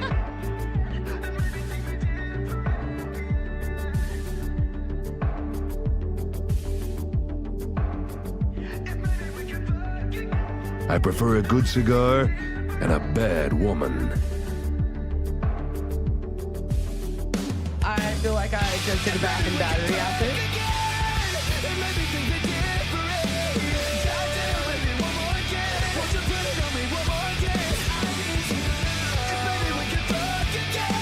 Dump that bitch!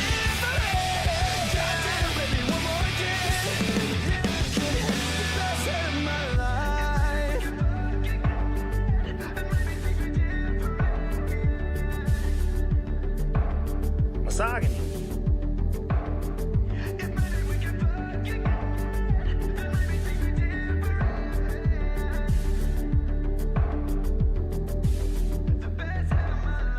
God wants you to have the baby.